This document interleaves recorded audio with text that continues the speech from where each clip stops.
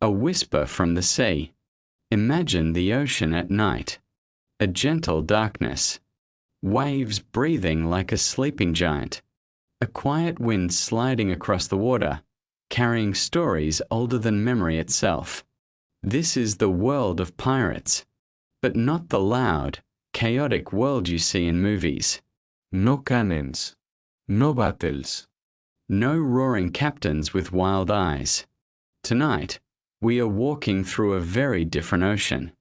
One that moves slowly, softly, like a dream. This is the calmest history of pirates, told from the beginning of time, all the way to the end of their golden age.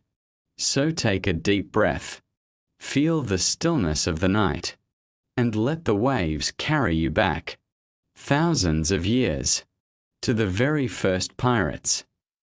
Chapter 1 before the word pirate existed, long before the Caribbean, long before Blackbeard, long before maps had edges.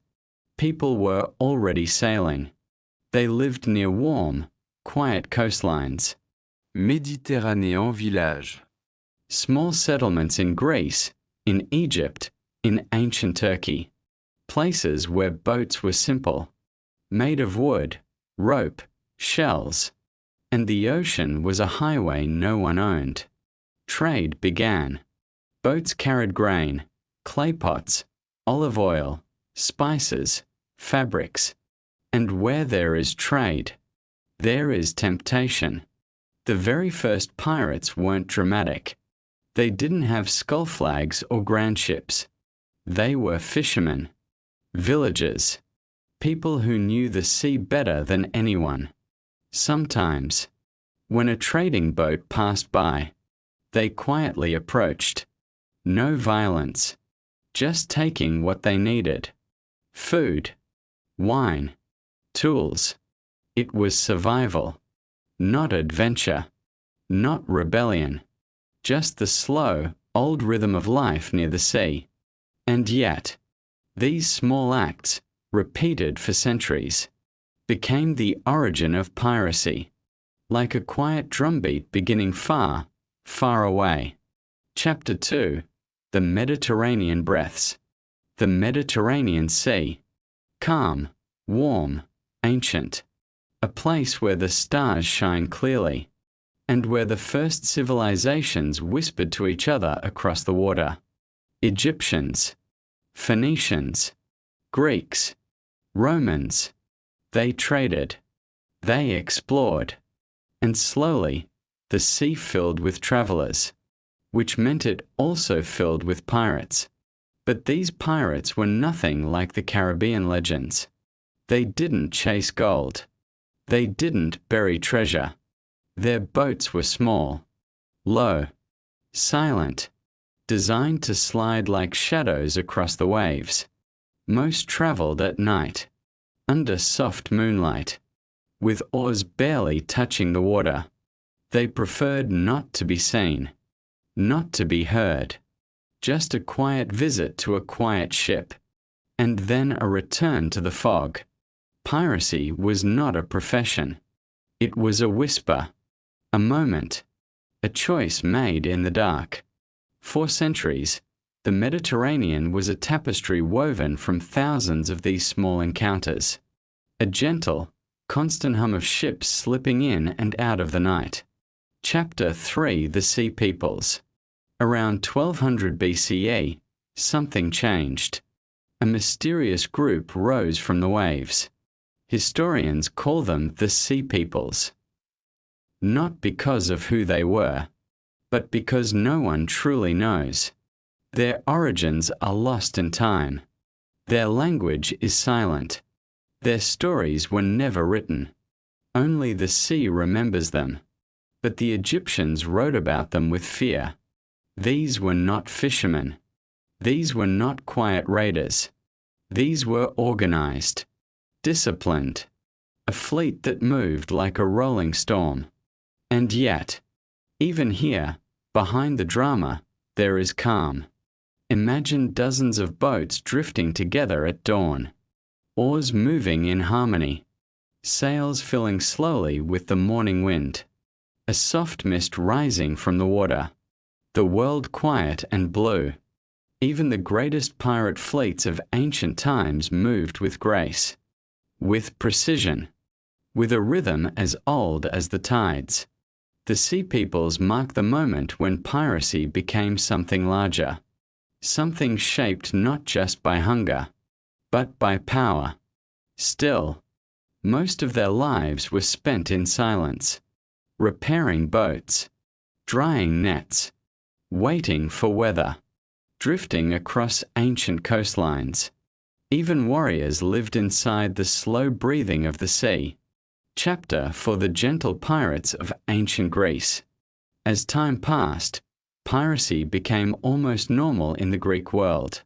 Not hateful, not heroic, just ordinary. Many Greek poets wrote about pirates calmly, almost casually. A fisherman one year, a pirate the next. It was a seasonal thing, like harvesting olives or sailing to new islands. They didn't steal from everyone. Often, they avoided violence entirely. Instead, they took small things, wine, food, tools, and left the rest. Some towns even welcomed pirates. They brought news, stories, goods from faraway places. In a strange way, they were part of the ecosystem. Life was slower then. Long days of rowing under the sun, nights spent staring at stars, quiet coves where boats slept like wooden animals. And so piracy became woven gently into Mediterranean culture, not as chaotic villains, but as travelers of the sea. A whisper from the sea. Imagine the ocean at night. A gentle darkness. Waves breathing like a sleeping giant. A quiet wind sliding across the water, carrying stories older than memory itself. This is the world of pirates, but not the loud, chaotic world you see in movies. No cannons, no vates, no roaring captains with wild eyes. Tonight, we are walking through a very different ocean, one that moves slowly, softly, like a dream. This is the calmest history of pirates, told from the beginning of time, all the way to the end of their golden age. So take a deep breath, feel the stillness of the night, and let the waves carry you back, thousands of years, to the very first pirates. Chapter 1 before the word pirate existed. Long before the Caribbean, long before Blackbeard, long before maps had edges, people were already sailing. They lived near warm, quiet coastlines, Méditerranéen village, small settlements in Greece, in Egypt, in ancient Turkey, places where boats were simple, made of wood, rope, shells, and the ocean was a highway no one owned. Trade began. Boats carried grain, clay pots, olive oil, spices, fabrics. And where there is trade, there is temptation. The very first pirates weren't dramatic. They didn't have skull flags or grand ships.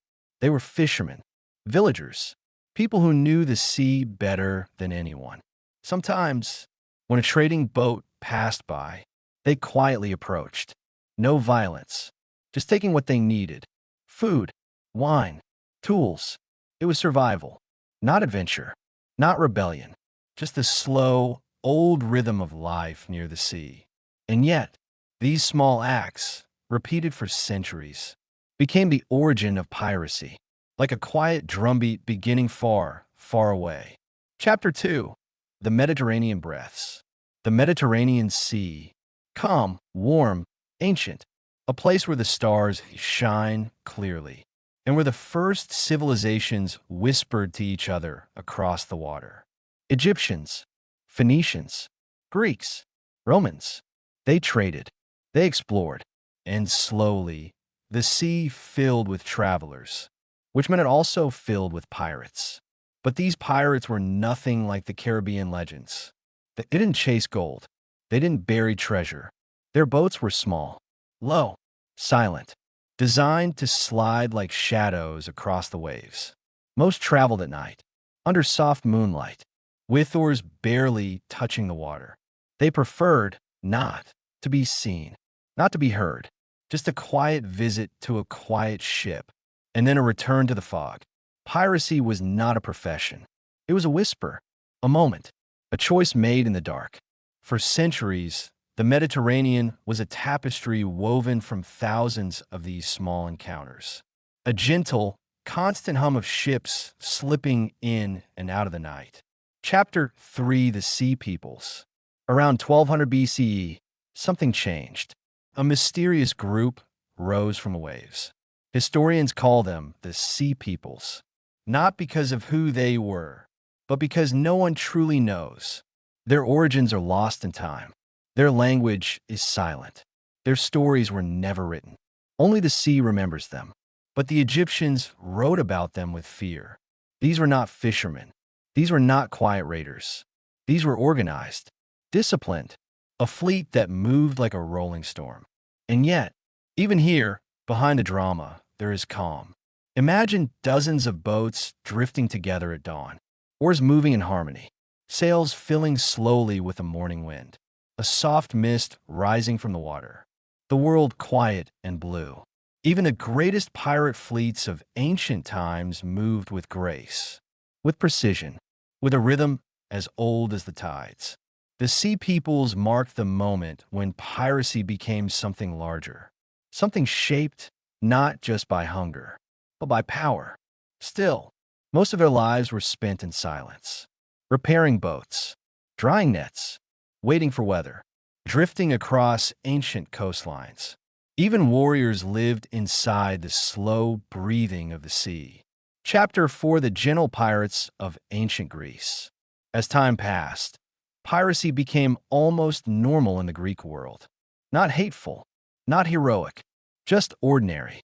Many Greek poets wrote about pirates calmly, almost casually. A fisherman one year, a pirate the next. It was a seasonal thing, like harvesting olives or sailing to new islands. They didn't steal from everyone. Often, they avoided violence entirely. Instead, they took small things, wine, food, tools, and left the rest. Some towns even welcomed pirates. They brought news, stories, goods from faraway places. In a strange way, they were part of the ecosystem. Life was slower then. Long days of rowing under the sun. Nights spent staring at stars. Quiet coves where boats slept like wooden animals. And so piracy became woven gently into Mediterranean culture, not as chaotic villains, but as travelers of the sea. After the age of the first Mediterranean raiders, the world changed slowly, like a tide rising inch by inch. Empires rose and fell, and the sea remained the same vast, breathing world that connected distant coasts. When Rome grew powerful, the Mediterranean became a place the Romans proudly called our sea. But even an empire could not silence the quiet life of those who lived between its waves. The pirates of that time were simple sailors. They drifted in small wooden boats, repaired nets under warm sunlight, cooked over little fires, and watched the horizon with calm patience. Their days were long and peaceful, filled with the rhythm of the ocean. They didn't imagine themselves villains. They were just people surviving on the sea. A quiet moment became famous when a young Julius Caesar was kidnapped by pirates. Though it sounds dramatic in stories, the truth was surprisingly calm. The pirates treated him with a strange respect, amused by his confidence. Caesar spent his days on deck writing and laughing with them. He slept under the stars and listened to the gentle movement of waves against the hull. For a time, he was simply another traveler of the sea. Justice would come later, but in that peaceful moment, history felt soft and human. When the Roman Empire collapsed, trade slowed. The Mediterranean grew quiet again. For a while, piracy returned to its oldest form. Small groups in coastal villages taking only what they needed, slipping across the water in low boats that barely broke the surface. The world seemed to breathe slowly and rest. But far to the north, in cold fjords surrounded by forests and rocky cliffs, something new was forming. Before the world called them Vikings, They were just families living close to nature. They fished in icy waters, farmed barley, gathered around fires in long winters, and told stories about the sky. Their boats were beautiful, simple at first, carefully shaped by hand. They slid through water like quiet shadows. Sailing was a part of life, not adventure. The first Viking voyages were calm. They visited nearby shores, traded furs, honey, cloth, and tools. They explored gently, following the wind, always returning home. But as their ships improved, capable of crossing great distances, their world grew wider. When they saw unprotected monasteries, stored grain, and silver that no one guarded, raiding began, not as chaos, but as a natural extension of opportunity. Early Viking raids were quiet and precise. Their long ships arrived before sunrise, emerging from a mist like drifting spirits. Footsteps were soft on wet sand, and most raids ended without a single fight. They took what they needed and returned to the sea, moving with the same calm rhythm as waves. Life on a Viking ship was peaceful most days. Hours of rowing in steady unison, conversations drifting like warm smoke, simple meals cooked on stones, nights spent under bright northern stars. The ocean rocked the ship like a cradle. Even warriors became quiet at sea. They were not monsters of legend, but ordinary people living between water and sky. Eventually, Europe changed again. Stronger kings, fortified towns, organized defenses. There was less room for easy raids. The Viking age faded gently, like a tide retreating from the shore. Many Vikings became farmers, traders, or settlers in foreign lands. Their ships carried goods instead of warriors, and the great era of northern piracy ended not with noise, but with a quiet sigh. The Mediterranean returned to life in the following centuries. Trade increased once more. Ships carried spices, silk, silver, and stories across the sea. Behind them, in hidden bays and rocky coves, small pirate groups appeared again. Greek islanders, Arab sailors, Italian raiders, and North African corsairs. Their lives were simple and slow. They watched the wind, mended sails, slept on warm wooden decks, and waited for the right moment to approach a merchant ship. Piracy remained small and personal, a survival craft. But new forces were rising. The Islamic world expanded. European kingdoms fought for control of trade. Venice and Genoa struggled for dominance. As nations battled for global influence, the sea became crowded.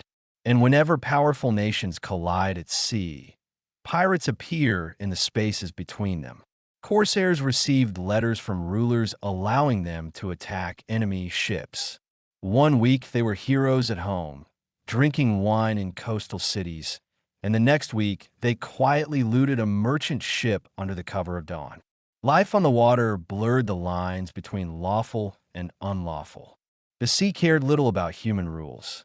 More ships sailed every year. Trade routes turned into busy highways across the water. And where there are highways, there are those who travel beyond the law. But the true explosion of piracy, the golden age that fills legends and stories, had not yet begun. That would happen in warm, bright waters far from Europe. In a world of palm trees, tropical winds, coral reefs, hurricanes, and enormous Spanish galleons heavy with gold, silver, cocoa, tobacco, and treasures from across the New World. It was there, in the Caribbean, that the most iconic pirates in history would soon rise. But for now, the world was only beginning to turn toward that distant horizon, preparing for the moment when black flags would fly, hidden coves would flourish, and the ocean would become a playground for men and women who lived entirely by the wind. When the age of medieval raiders slowly drifted away, the world found itself on the edge of a new and enormous discovery. European kingdoms grew curious about what lay beyond the familiar borders of their maps. The ocean, once feared as a dark and endless void, became a path toward unimaginable riches. Spain and Portugal were the first to follow this path. Their ships crossed the Atlantic, guided by stars, storms, and endless patience. And when they reached the shores of a new world, they found lands full of mountains, rivers, forests, gold, silver, and civilizations unlike anything Europe had ever imagined. Spain built great cities in the Americas, and soon enormous treasure fleets began their journeys back home. Massive galleons loaded with silver from the Andes, gold from Central America, cocoa, tobacco, spices, and precious stones sailed slowly across the warm, calm waters of the Caribbean. These ships were heavy, proud, and rich beyond measure. But they were also slow. Their wooden hulls groaned under the weight of treasure. Their sails, stiff from tropical winds, moved reluctantly. They were magnificent but vulnerable. For a time, no one challenged them. The oceans were too large, and Spain too powerful. But the news of treasure traveled faster than ships. Rumors drifted back across the Atlantic. Rumors of cities lined with gold, of mines filled with silver, of ships returning to Europe with enough wealth to change the fate of nations. And so other kingdoms began to turn their eyes toward the Caribbean. England, France, and the Netherlands wanted to share the world Spain claimed for itself. At first, their sailors came quietly. Explorers, traders, fishermen, wanderers. Some brought goods to exchange. Others simply charted the islands and currents, learning the shape of the Caribbean as though memorizing a secret. They discovered calm bays, hidden lagoons, small islands protected by coral reefs, and long stretches of coastline untouched by European cities. The Caribbean was warm, colorful, full of life. The sea sparkled under the sun and glowed softly under the moon, and it whispered opportunities to anyone who listened. Tensions soon grew between Spain and its rivals. Since nations could not always fight openly, they turned to privateers. These were sailors who received official permission to attack Spanish ships. In return, they kept a portion of whatever treasure they captured. It was a strange agreement, half legal, half wild. And because the sea hides many things, privateers often went beyond what their papers allowed. One day, they would attack a Spanish convoy. Another day, they would accidentally raid a merchant ship from another country. At sea, mistakes were common, and treasure was tempting. More and more sailors arrived in the Caribbean, drawn by warm winds and stories of wealth. Some were former soldiers, others escaped from harsh lives in Europe. Some were adventurers, some fugitives, and some simply young men who wanted a chance at freedom. They gathered on small islands, built makeshift shelters, hunted wild pigs, smoked meat over fires, and repaired ships under palm trees. Nature fed them, and the sea became their home. One such island became legendary, Tortuga, a quiet, green island off the coast of Hispaniola, with cliffs that hid small harbors and forests that opened into peaceful clearings. At first, it was just a refuge for hunters, fishermen, and a few French settlers. But as privateers and drifters began to gather there, Tortuga transformed into a unique place, a home for anyone who lived outside the rules of kingdoms. Sailors from France, England, and the Netherlands mixed freely, sharing food, stories, tools, and eventually, plans. They became known as the Brethren of the Coast, not a formal group, not an organization, but a brotherhood connected by the sea. They lived by simple rules: loyalty to each other, fair division of plunder, and absolute freedom. Life was harsh, but it was also open, unbounded. People came and went. Ships arrived at dawn and left under moonlight. Camps filled with laughter one week and stood empty the next. From these men, from this quiet island covered in palm trees and surrounded by turquoise waters, the age of true Caribbean piracy began to take shape. But it started softly, almost unnoticed. A ship here, a raid there, a new captain rising in confidence, a sailor discovering a hidden bay perfect for shelter. The Caribbean was learning to pulse with a new kind of energy, one that would soon explode into legends. And while Spain still believed it controlled the seas, the tides were already shifting. In taverns made of driftwood, in hammocks hung between palm trunks, in the warm shadows of quiet beaches, the pirates to be sharpened their blades slowly, patched their sails carefully, and waited. They felt the wind change. They felt history bending.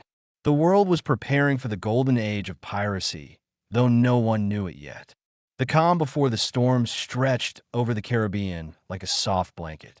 The waves seemed to whisper that soon, very soon, the flags of kings would compete with black banners painted with bones and skulls. But for the moment, the sea remained peaceful. The nights were warm, the stars bright, the air quiet and full of promise. The pirates were coming, but they had not yet arrived. As the Caribbean slowly filled with wandering ships and drifting souls, the world began to shift in subtle ways. Spain, proud of its discoveries, brought treasure after treasure across the ocean, believing the seas to be theirs alone. But even as Spanish galleons glided heavily across the warm waters, other nations quietly learned their routes, their timings, and their weaknesses. The Caribbean is a gentle sea when it wishes to be calm, bright, and warmly inviting. But it can also be a deceptive one, full of hidden channels, reefs sharp as knives, sudden storms that rise from nowhere, and currents that ignore every map. Those who understood these waters gained an advantage over those who assumed they controlled them. On Tortuga and along the wild shores of Hispaniola, small groups of hunters known as buccaneers lived simple, solitary lives. They smoked meat over slow fires, using the native method of drying it on wooden frames called boucan. Their days were unhurried, filled with patient routines. They hunted wild pigs and cattle that roamed freely on the island, cooked under palm trees, and slept under the open sky. They were not pirates at first, only hunters. But as more sailors arrived, English, French, Dutch, these quiet buccaneers began to blend with the restless men who wandered from ship to ship. At night, they all sat together around glowing fires. Stories drifted through the air like sparks. Rumors of Spanish treasure fleets, whispers of hidden coves, tales of ships caught in storms and never seen again. The buccaneers listened, and slowly their minds turned toward the sea. After all, meat could feed a man for a day, but a single captured ship could feed him for a lifetime. The transformation was slow, like a tide creeping up a beach, but it was happening. Ships began coming to Tortuga for repairs, for fresh water, for meat, and for the companionship of these rough island men. Slowly, the buccaneers learned to sail, to fight, to navigate by stars, to judge winds by the smell of the air. They became something new, a hybrid between hunters and sailors, men who understood both forest and sea. And the Caribbean, with its endless sunrises and warm breezes, shaped them quietly. Meanwhile, tensions in Europe deepened. Kings and queens schemed for control of colonies, ships, and trade. They issued letters of marque to privateers, allowing them to strike at Spanish ships under the thin veil of legality. A man could be a lawful servant of the crown 1 month and a feared pirate the next, simply because the political winds had changed. Many privateers discovered that life at sea without rules was far more rewarding than life under a king's banner. Freed from discipline, from officers, from punishments, they found that the ocean itself offered all the freedom a person could want. These men began forming crews not of nationality, but of choice. Frenchmen, Englishmen, Scots, Dutch sailors, runaway servants, escaped slaves, and even former Spanish soldiers gathered together. They swore simple oaths to each other rather than to kings. They spent weeks repairing old ships, scraping barnacles from hulls, sewing sails, and forging crude weapons. They trained their cannons by practicing on floating logs. Everything they did was slow, patient, deliberate, The Caribbean watched this transformation quietly. Palms swayed gently along the coastlines. Waves rolled onto the sand with soft regularity. The nights were warm, filled with the sounds of insects and distant birds. In such a peaceful world, it was almost strange to imagine the storm of piracy that was beginning to form beneath the surface. But change always begins quietly. A man sharpening a cutlass under a tree, another patching a sail in a clearing.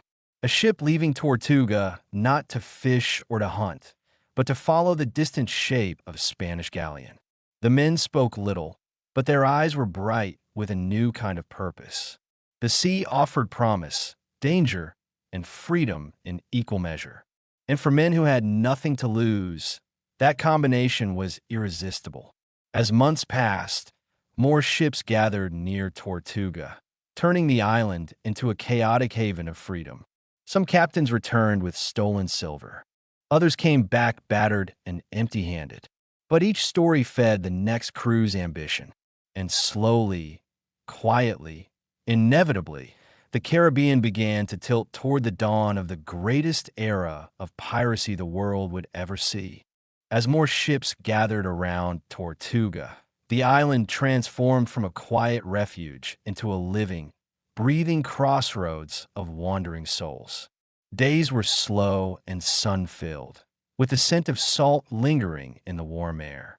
Nights glowed with firelight and laughter as men traded stories, coins, and dreams beneath the wide Caribbean sky. The island was wild and imperfect. Storms tore at its coasts, mosquitoes thickened the air, and supplies were often scarce. Yet somehow it became a center of gravity for anyone searching for freedom beyond the reach of crowns. New captains emerged from this mix of hunters, runaways, and sailors. Some were loud and fearless, others quiet and thoughtful, but all shared the same understanding. The Caribbean offered a chance to rewrite their lives. Away from the rigid societies of Europe, they could choose their own rules, build their own crews, and take risks that were impossible back home. The sea did not ask where they were born or what class they belonged to. It simply demanded skill, courage, and patience.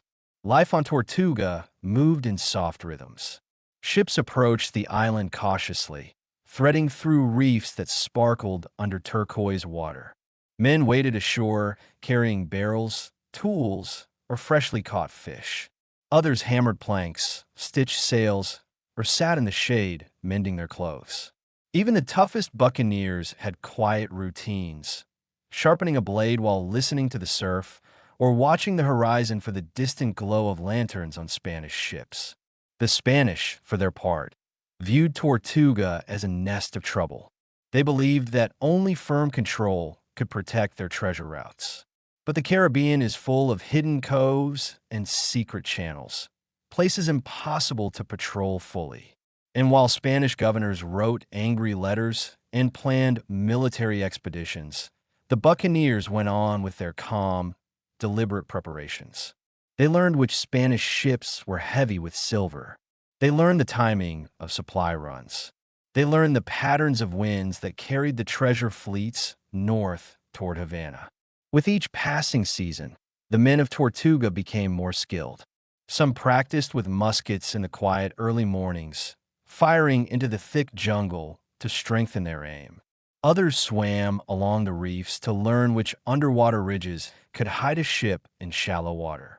Evenings were spent examining maps carved into wood or drawn on old parchment, maps updated through countless small discoveries. A new inlet, a sandbar visible only at low tide, a natural lookout point atop a cliff. The sea offered generous lessons to those who listened. Sailors learned to read the smallest clues, the way clouds formed on the horizon, the shift in the color of water that meant deeper currents, the sudden presence of birds signaling nearby land. They became experts not just of combat, but of nature itself. This deep connection with the ocean gave them a silent advantage over the grand Spanish fleets, which moved slowly, heavily, burdened by bureaucracy and wealth. As tensions grew, the community on Tortuga became more organized. Crews agreed on simple but remarkably fair articles of conduct. They decided how to divide treasure, how to reward bravery, and how to treat injuries. From these agreements, a strange sense of equality emerged. The poorest sailor could become a respected captain if he proved himself wise and calm under pressure. Decisions were often made by vote. Captains were elected. Shares of plunder were carefully counted and divided. For men who had escaped societies ruled by birth and rank, this new world felt liberating. And yet, even in their newfound freedom, life remained calm most of the time. Weeks could pass with no sight of a Spanish ship. The days were filled with routine and waiting. Long hours spent fishing, repairing hulls, and preparing for journeys that might come in a day, or a month, or never. The Caribbean sun beat down gently. Waves rolled softly against the sand, and the nights cooled enough for tired men to rest deeply. But within this calm, something was building. The first true pirate crews were forming, groups of men bound by trust, survival, and shared ambition. Their leaders were not yet famous, but they carried spark, instinct, and patience. They knew that the riches of the Spanish Main were real, and that Spain's grip on them was not as firm as it appeared. They also understood that the Caribbean was vast, full of places where a small ship could hide for weeks without being found. And so the buccaneers watched, prepared, and waited. Each sunrise felt like the beginning of a new possibility. Each distant sail on the horizon made hearts beat just a little faster. The sea, always patient, held its breath as though expecting the future to rush in on the next tide. Soon, the quiet preparations would erupt into action. Soon, the first great raids would strike fear into Spanish hearts. Soon, the golden age of piracy would begin in full. But for now, the Caribbean remained at peace, the winds whispering softly through palm leaves, the stars shimmering over still waters, and the men of Tortuga growing stronger with each passing day. As the months drifted by, Tortuga's reputation spread across the Caribbean like a quiet rumor carried by the wind. Sailors whispered about it in Havana, in Portobello, in Cartagena. They described it as a wild, free island where a man could start over without being judged by his past. A place where no king's law reached, where the only rule came from the sea itself. Many doubted such a place could exist, but those who had sailed near its bays spoke of fires glowing warmly at night, of laughter drifting over the water, of ships resting peacefully along hidden shores. Curiosity grew, and with it came more wanderers seeking a new life. Some arrived with nothing more than torn clothes and a worn-out knife. Others came from European ships, escaping harsh discipline or unfair captains. A few had once been merchants or craftsmen, driven into the Caribbean by debts or misfortune. They came because Tortuga offered something no city or kingdom could promise them: an open horizon, a chance to breathe freely, a chance to decide their own fate. Many of them had never been treated as equals before. On Tortuga, they found crews that judged a man not by his birth, but by his skills and his willingness to stand with his comrades. The island itself seemed to welcome them. Rainwater collected naturally in the highlands, forming streams that flowed gently toward the sea. Palm groves offered plenty of shade, and fruit hung heavy on branches during the humid months. The forest provided wood for building and repairing ships, while the surrounding waters teemed with fish that practically shimmered beneath the surface. Even the wild pigs and cattle, descendants of animals left behind by earlier settlers, provided a steady supply of food for those who knew how to hunt quietly. With each new arrival, the island's personality grew more complex. French hunters lived alongside English sailors and Dutch carpenters. Former soldiers worked beside escaped servants. A handful of free Africans and indigenous Caribbeans taught the newcomers how to move through the forest, how to find fresh water hidden in the rocks, and how to read the sea's moods just by watching the clouds or listening to the wind. Tortuga was becoming more than a refuge. It was turning into a melting pot of knowledge, skills, and cultures. The Spanish crown, hearing increasing reports of foreign activity near its colonies, responded with anger and anxiety. Governors wrote letters filled with warnings, describing Tortuga as a threat to the security of the entire region. Soldiers were sent on expeditions to destroy the camps and drive out the inhabitants. But the Caribbean is a maze of islands, reefs, currents, and unpredictable weather. Spanish ships often struggled to land safely on Tortuga's rough shores. Even when they managed to burn a few huts or chase off a handful of men, the island's wild heart could not be controlled. As soon as the Spanish sailed away, the inhabitants returned, rebuilt, and resumed their quiet routines. In time, many of the buccaneers learned to fight not out of aggression, but out of necessity. They preferred to avoid conflict, but the Spanish refusal to tolerate their existence forced them to sharpen their skills. Still, even as tensions rose, most days passed peacefully. The men spent long hours at the shoreline watching how waves broke over the rocks, studying where they could launch small boats unseen.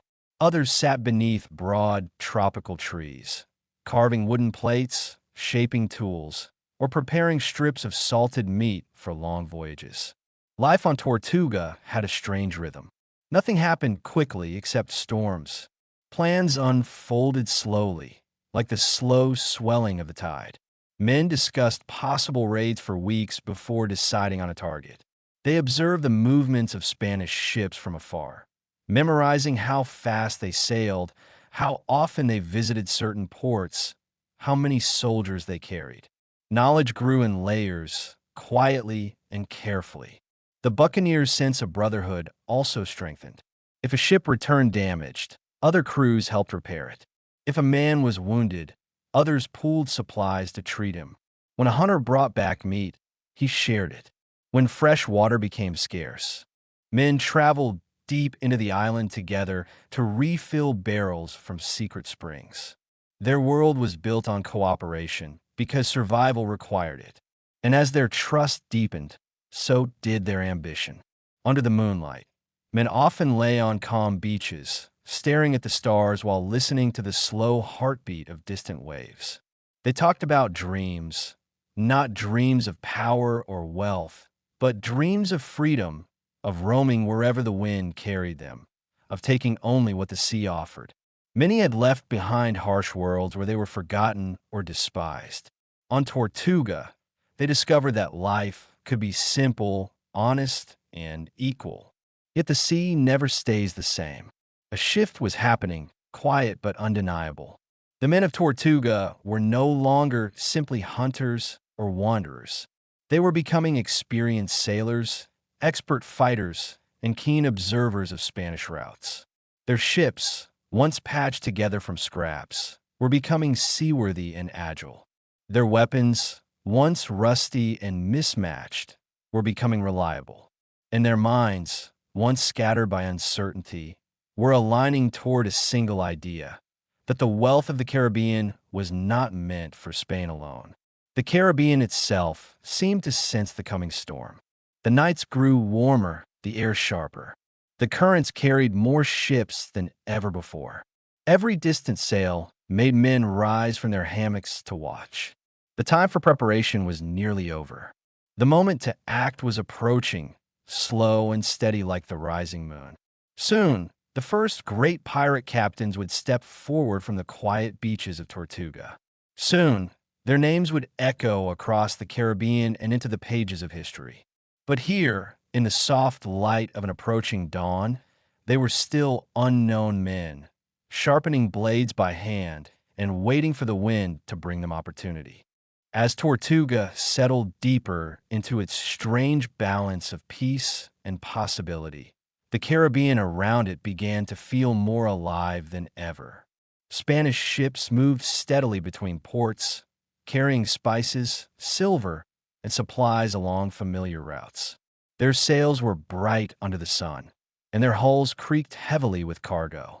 They believed themselves secure, protected by the sheer size of their fleets and by the long reach of their empire. Yet beneath that confidence, small changes were beginning to shape a different future. Unnoticed by the Spanish commanders, the buccaneers had learned to study the ocean with the quiet patience of fishermen and the keen instincts of hunters. Little by little, crews ventured farther from Tortuga, not to raid, but simply to explore.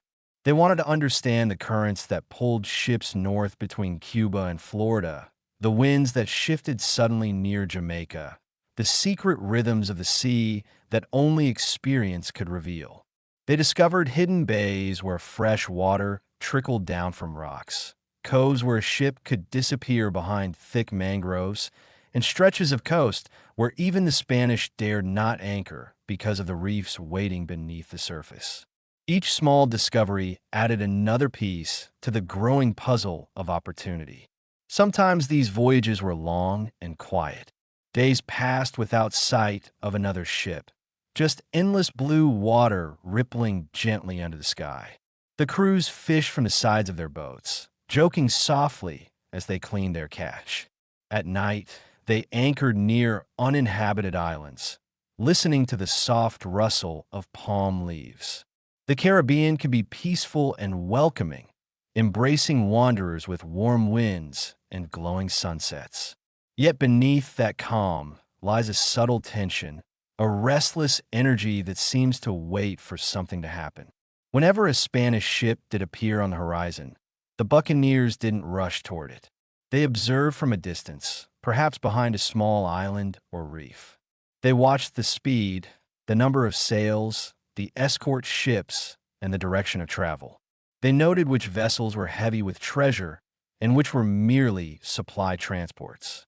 Everything was quietly recorded in their minds, added to the growing knowledge shared around Tortuga's fires each night. On shore, the community continued to grow. Makeshift taverns built from driftwood and palm trunks appeared along the beaches, offering rum, food, and moments of rest. Men gathered there to swap stories of their small voyages, drawing maps in the sand with sticks, arguing gently about currents and winds. Some talked about becoming captains one day. Others were content to remain crewmen, enjoying the simple peace of the island.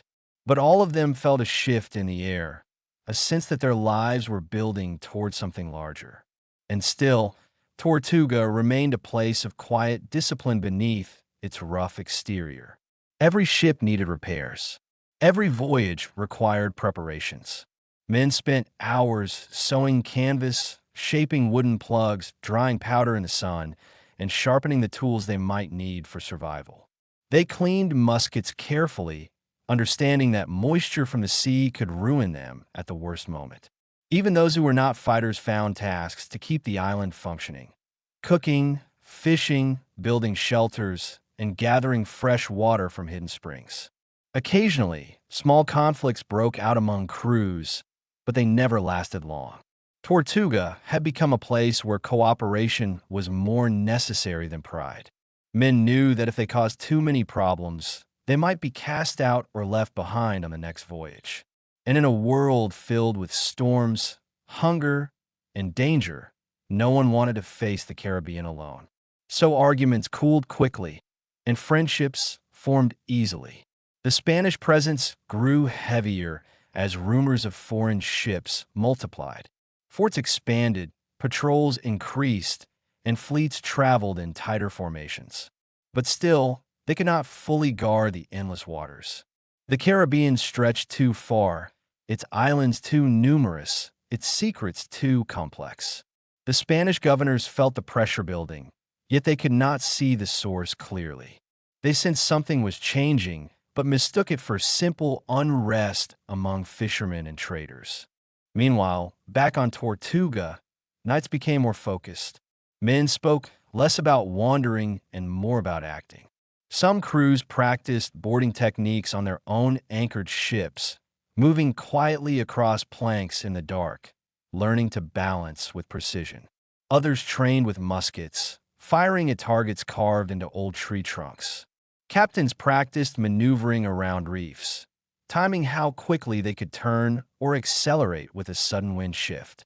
Through all of this, The atmosphere on the island remained strangely serene. The ocean continued to lap against the shore in gentle rhythms. The heat of the day softened into cool breezes at dusk.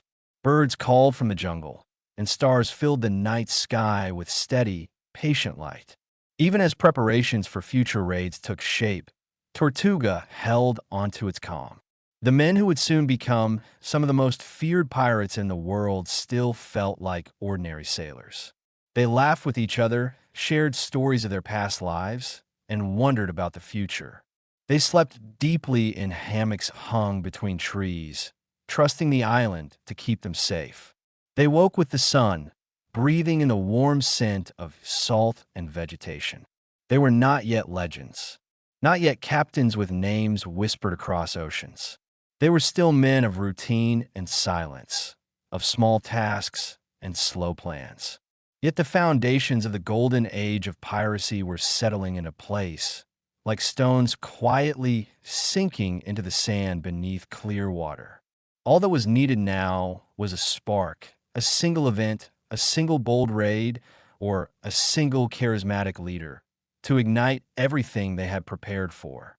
The sea waited, the winds waited, and Tortuga waited, poised at the edge of transformation. In the early mornings on Tortuga, when the sky was still pale and the sun had not yet risen fully above the horizon, the island felt suspended in a delicate silence. The waves rolled in softly, brushing the sand with an unhurried rhythm, as though the sea itself was gathering strength for what was to come. Men stirred slowly from their hammocks, blinking at the faint light, stretching sore muscles, and preparing for another day of quiet work. The Caribbean mornings carried a coolness that vanished quickly, replaced by thick, warm air. But for those brief, early hours, life on the island felt almost peaceful enough to forget the storms gathering in the distance. Some men walked to the shore to wash their faces in the sea. Others gathered around small fires, coaxing flames back to life to boil water or warm strips of leftover meat from the night before. A few sat alone, staring across the wide ocean, letting the stillness of dawn settle over their thoughts. It was in these quiet hours that Tortuga revealed its true nature, a place that nurtured men, gave them refuge, and allowed them to rebuild themselves from fragments of their past lives. Here, a runaway servant stood beside a former noble without any distinction between them. A fisherman shared breakfast with a carpenter from Holland. A man who once rode in the galleys of Spain might laugh with an English sailor who had escaped from the same chains. Their differences faded in the face of the common life they now shared. The sea did not care about nationality, and neither did the island. All that mattered was a man's courage, his willingness to work, and the trust he earned within the brotherhood. It was this shared understanding that slowly shaped the early pirate crews. They were not bound by loyalty to kings or by the rigid hierarchies of European armies. They were connected by the open sea, by the freedom it promised, and by the understanding that survival depended on cooperation. As the sun climbed higher, the island grew busier. Men repaired torn sails, using long needles and coarse thread under makeshift awnings to escape the heat. Others carried wooden planks from a forest, preparing to rebuild ship hulls that had been damaged by reefs or storms. The sound of hammers tapping against wood echoed through the air, along with the rasping scrape of rope being braided into new lengths. Even those who were not naturally skilled in these tasks learned quickly. Necessity had a way of transforming amateurs into craftsmen. Further inland, small groups hunted pigs and cattle, following trails through the dense foliage.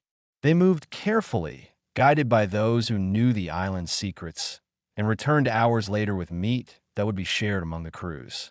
The scent of cooking drifted through the air, mixing with the smell of salt and warm earth. It gave Tortuga a homely feeling, despite its chaotic reputation and the dangers lurking beyond its shores. In the evenings, after the work of the day was done, the island came alive in a different way. Fires glowed along the beachfront, and men gathered around them with bowls of food or mugs of rum. Stories were told slowly, sometimes humorously, sometimes quietly, and full of memories of faraway places. Men spoke of the lives they left behind: farms in France, prisons in England, harbors in the Netherlands, forests in Africa. Each story added another thread to the colorful tapestry of the island's growing culture. Yet even as laughter and conversation filled the night air, many men's thoughts drifted back to the sea. They talked of ships they had seen in the past weeks, of Spanish convoys rumored to be carrying silver, of whispers from merchants about treasure stored in coastal warehouses. The excitement grew gradually, like the flickering of firelight deep within their eyes. Some men spoke boldly of capturing a galleon. Others preferred the caution of waiting for the perfect moment. But all of them felt the same pull, the sense that their small world was on the brink of something extraordinary. And beyond their campfires, the Caribbean stretched out in vast, shimmering darkness. Somewhere out there, Spanish ships sailed confidently, believing their power unquestioned. They had no idea that in the shadows of Small Island, crews were gathering, sharpening their skills, and dreaming of freedom and fortune. They did not know that the men who seemed no more than wild hunters and wanderers would soon become some of the most formidable sailors on the ocean. The sea whispered of change. The currents shifted. The winds carried the scent of a new era. Tortuga, once just a place for hunters and exiles, had quietly become the cradle of something larger, a force that would soon reshape the Caribbean. The men resting in their hammocks under the warm night sky did not yet understand the full scale of what they were building, but they could feel it. The anticipation hung in the air like electricity before a storm. They were ready. The Spanish just didn't know it yet. As night settled deeper over the Caribbean, the island of Tortuga seemed to glow softly in the darkness, its fires flickering along the shoreline like drifting stars. Far beyond the reach of these warm lights, Spanish ships continued their journeys between the mainland and their island ports, unaware of the silent eyes watching them from afar. The sea around them was calm, the moon casting a silver path across the waves. The galleons moved slowly, their sails filled with warm wind, their decks guarded by weary soldiers who believed the ocean to be loyal to their empire. In their minds, Spain was unshakable, its power absolute. They could not imagine that a small cluster of men, sleeping under palm trees and cooking meat over simple fires, could ever pose a threat to their mighty fleets. Yet the Caribbean has its own way of shaping destinies. It was not a battlefield of armies, but a world of currents, storms, reefs, and shifting winds. A place where skill mattered more than size, where knowledge outmatched authority, and where patience often decided success. The buccaneers of Tortuga had learned these truths intimately.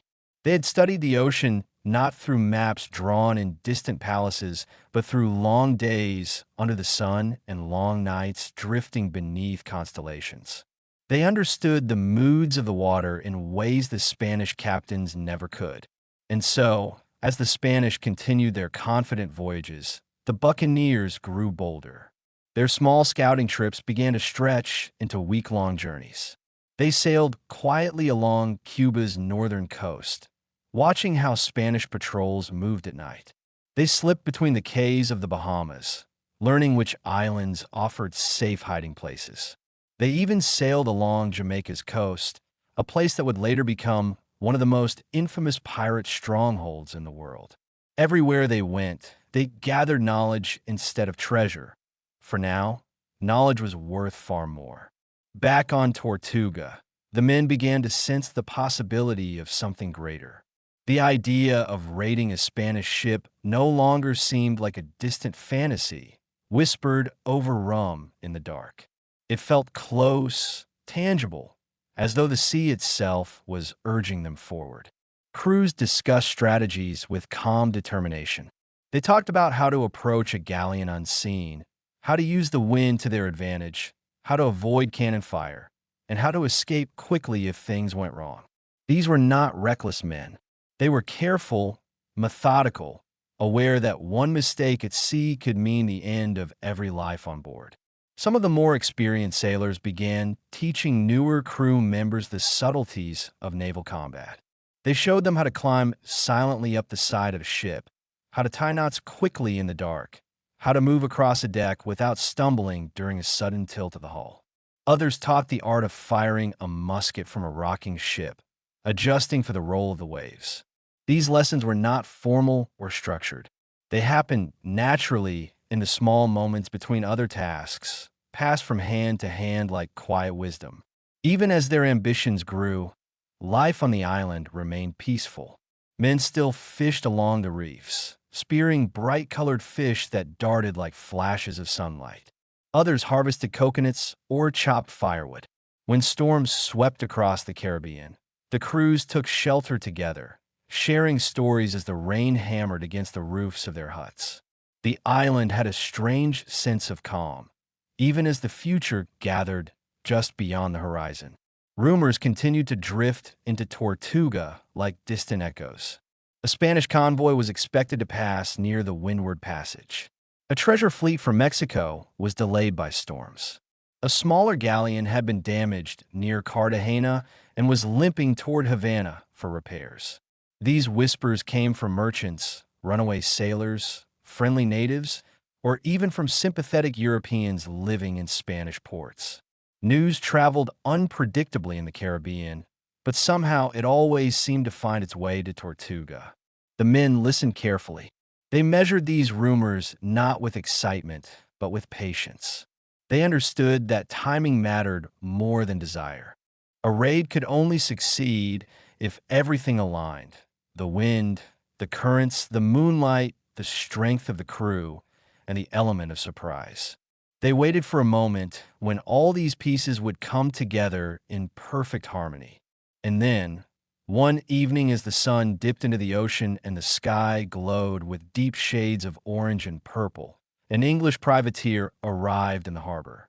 His ship bore scars from cannon fire, and his crew moved tiredly across the deck, but their eyes held a fire that caught the attention of every man on the shore. When the captain stepped onto the sand, the buccaneers gathered around him, sensing that he carried something important. The captain told them that he had seen a Spanish treasure ship, a large galleon, heavy with silver, sailing alone after being separated from its convoy by a sudden storm. It was heading north, vulnerable, slow, and unaware of the danger slipping through the Caribbean behind it. The moment the words left his mouth, the island seemed to hold its breath. Men looked at one another silently, each understanding what this meant. It was the spark they had been waiting for, the opportunity that could transform them from hunters and wanderers into true pirate crews. The fires on the beach burned brighter that night. Conversations were hushed but intense. Tools were sharpened. Muskets were cleaned. Ropes were checked.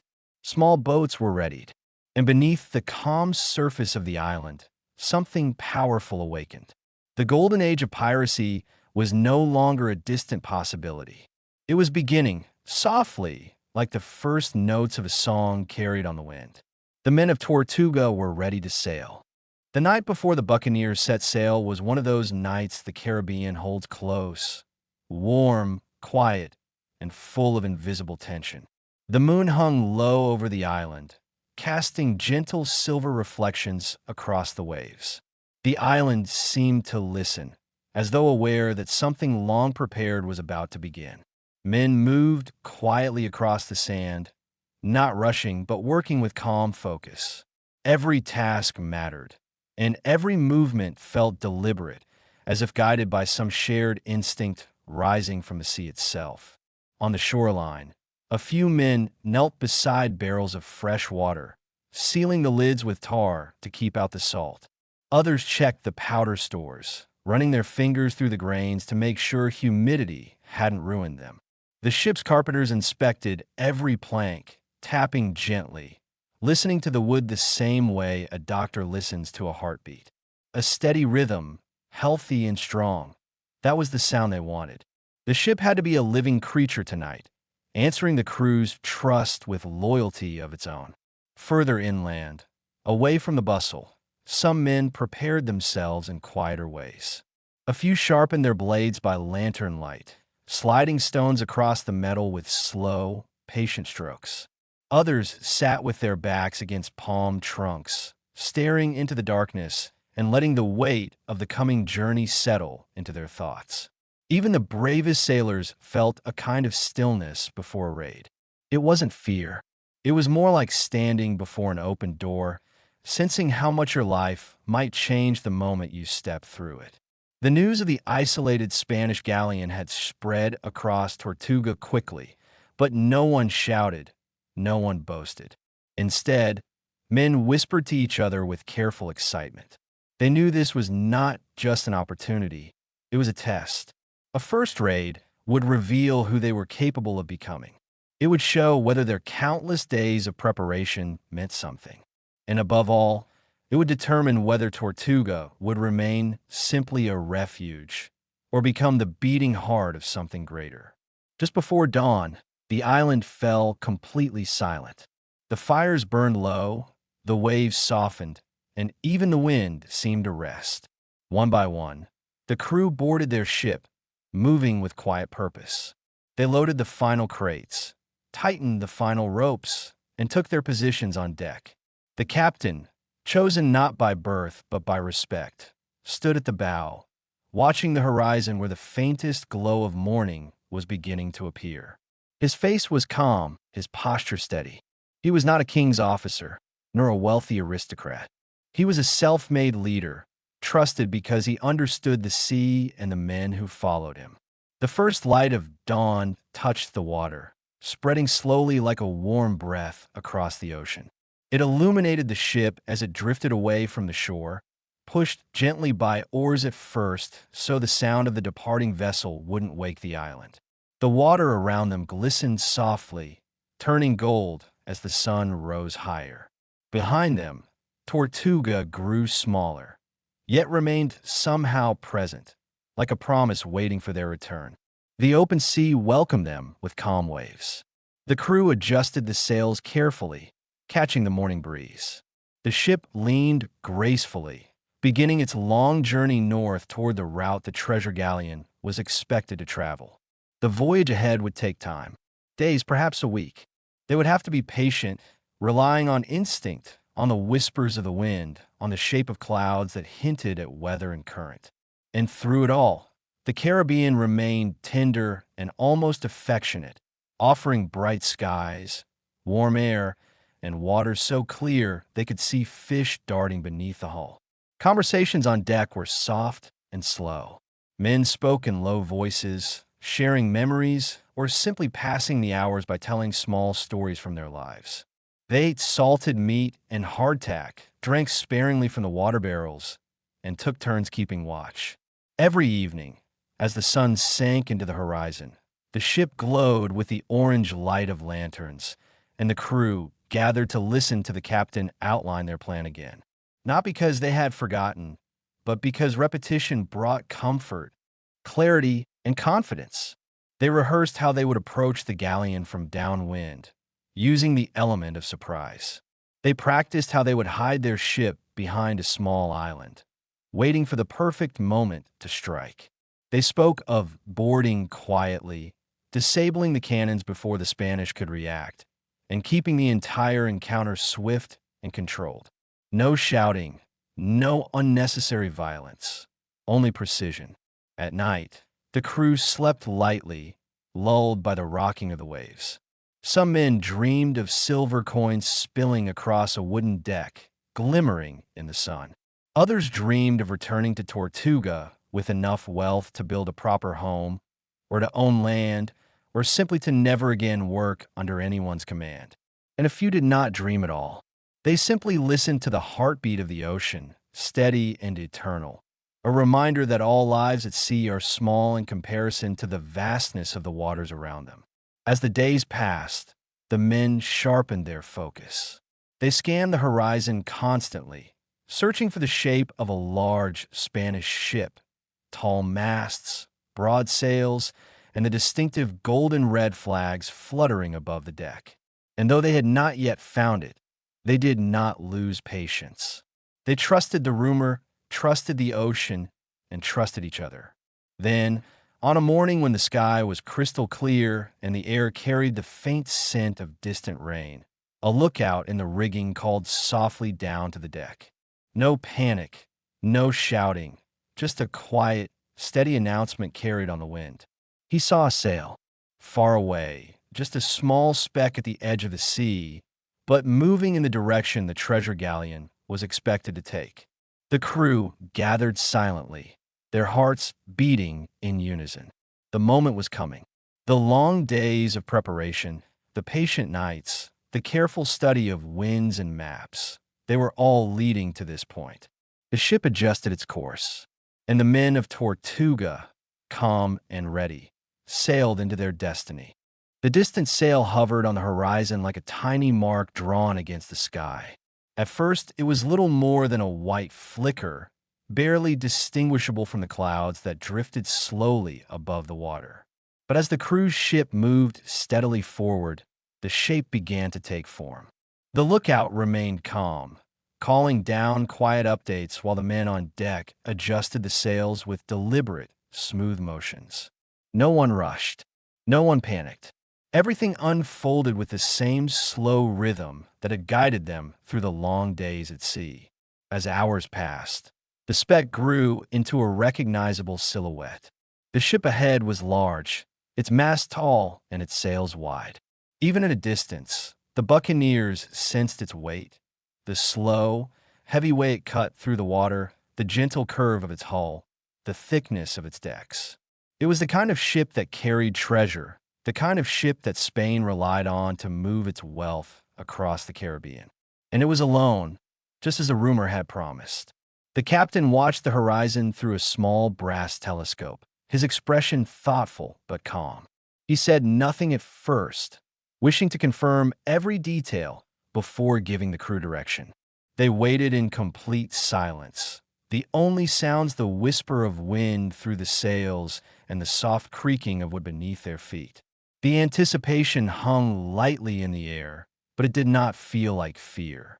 It felt like the steady, measured excitement of men who had prepared carefully and trusted their own skill. Finally, the captain lowered the telescope. He nodded once, slowly, as if acknowledging an old friend. The ship ahead was indeed a Spanish galleon, heavy, proud, and vulnerable. The crew moved with quiet efficiency. The helmsman shifted the wheel, turning their vessel slightly to remain downwind where they could not easily be seen. Others adjusted the sails to catch the breeze, just enough to maintain a steady approach without raising suspicion. The galleon continued its course, unaware of the smaller ship shadowing it like a patient hunter. As the sun climbed higher, the air grew warm and bright. The sea glittered with shifting colors, deep blue, emerald green, lines of silver where sunlight hit the crests of waves. Flying fish darted occasionally from the surface, and the cries of distant seabirds echoed faintly through the clear air. To an outsider, it would have seemed an ordinary day on the Caribbean. Calm, peaceful, almost dreamlike. But for the buccaneers, this calmness sharpened their senses. The serenity of the sea made every detail appear more vivid, every decision more precise. By mid-afternoon, they were close enough to study the galleon's movements. Spanish soldiers paced along its deck, their armor glinting faintly. Cannons lined the sides of the ship, though many were unmanned, as often happened during long voyages. A few sailors worked lazily on the rigging, unaware of the silent threat approaching from behind. The buccaneer's captain gathered the crew near the bow. His voice was quiet, carrying easily in the still air. He reminded them of their plan. Approach at dusk when the glare of the setting sun would hide their silhouette. Keep the sails trimmed low. Avoid any noise that might alert the Spanish. Their goal was not a battle, but a swift, controlled takeover. The fewer shots fired, the better their chance of escaping with the treasure before nearby patrols could react. As the sun slowly descended toward the horizon, the sky turned soft shades of amber and rose. Shadows lengthened across the water, and the air cooled slightly, taking on the faint scent of evening tides. The crew prepared their weapons one last time. Muskets were checked. Blades were wiped clean. Rope coils were tied and placed near the railings, ready to be thrown during boarding. Each man understood his role as clearly as if he had lived it 100 times before. The moment the sun touched the water, the captain gave a single, quiet signal. The sails shifted, the ship leaned into the wind, and the hunt began. They approached the galleon from the stern, where guards were fewer and visibility poor. The light faded quickly, turning the world into a gentle twilight of blues and purples. The Spanish ship loomed larger and larger, until its hull towered above them like the side of a floating fortress. Yet still, no alarm was raised. The buccaneers moved like shadows across the water, their oars barely disturbing the surface. When they reached the galleon's side, the crew threw grapples with practiced silence. The hooks caught onto the wooden rails above with soft thuds. A few men climbed first, agile and quiet, gripping the ropes tightly as they ascended.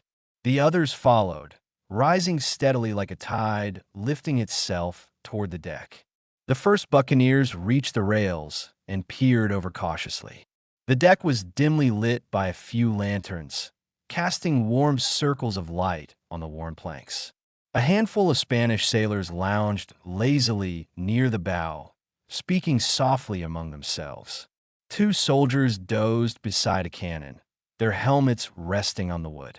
No one noticed the figures moving silently in the shadows. One by one, the buccaneers climbed onto the deck. Their footsteps were light, their breaths controlled. They spread across the ship, positioning themselves exactly as planned. Then, at the captain's faint gesture, they moved. What followed was swift and almost eerily quiet. A few guards were disarmed before they could shout. Sailors were surrounded and told to remain calm. No unnecessary violence broke out. The buccaneers had no desire for bloodshed, only control. Within minutes, they had taken the deck, the helm, and the gun deck without firing a single shot. The Spanish crew, confused and overwhelmed by the suddenness of the takeover, surrendered quickly. Some trembled, expecting cruelty, but the buccaneers reassured them in soft voices that no harm would come if they cooperated. Many of the sailors relaxed, realizing their attackers were not wild monsters, but disciplined men who valued order and calm. Once the ship was secure, the buccaneers began exploring its hold. Lanterns illuminated crates stacked to the ceiling, crates of silver, perhaps, or goods traded from the New World. The air was thick with the scent of wood and metal, the promise of fortune lying quietly in the shadows. For the first time, the buccaneers of Tortuga had captured a Spanish treasure ship, but they did not celebrate loudly. They did not shout or cheer. Instead, they moved slowly across the deck, filled with a deep, quiet satisfaction. They knew this was only the beginning, a single spark igniting a future they could barely imagine. The stars emerged overhead, bright and countless. The calm sea rocked both ships gently, as if acknowledging the moment. The golden age of piracy had just taken its first breath in the silent Caribbean night. The night after the capture of the Spanish galleon felt different from any night the buccaneers had ever lived through. The sea was calm, the breeze gentle, and the stars glittered with a quiet brilliance. But beneath that tranquility, there was a sense of transformation. The men stood on the deck of their new prize, staring around as if seeing the world with new eyes. They had crossed an invisible threshold, one they had approached for months without fully recognizing. Now, they had taken the step, and the weight of it settled on their shoulders like a soft but undeniable cloak. Some of the buccaneers walked slowly along the deck of the captured galleon, running their hands across the sturdy wood, marveling at its craftsmanship.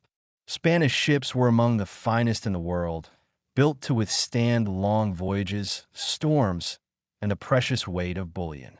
The buccaneers had sailed for years on patched vessels, often fighting the sea as much as any enemy. Now, they stood aboard a ship that seemed almost indestructible. It felt like standing inside a dream made of wood and canvas and silver-lined ambition. The Spanish sailors, now cautiously gathered in one corner of the deck, watched their captors closely. But many of them were relieved rather than furious. Life aboard a Spanish treasure ship was harsh.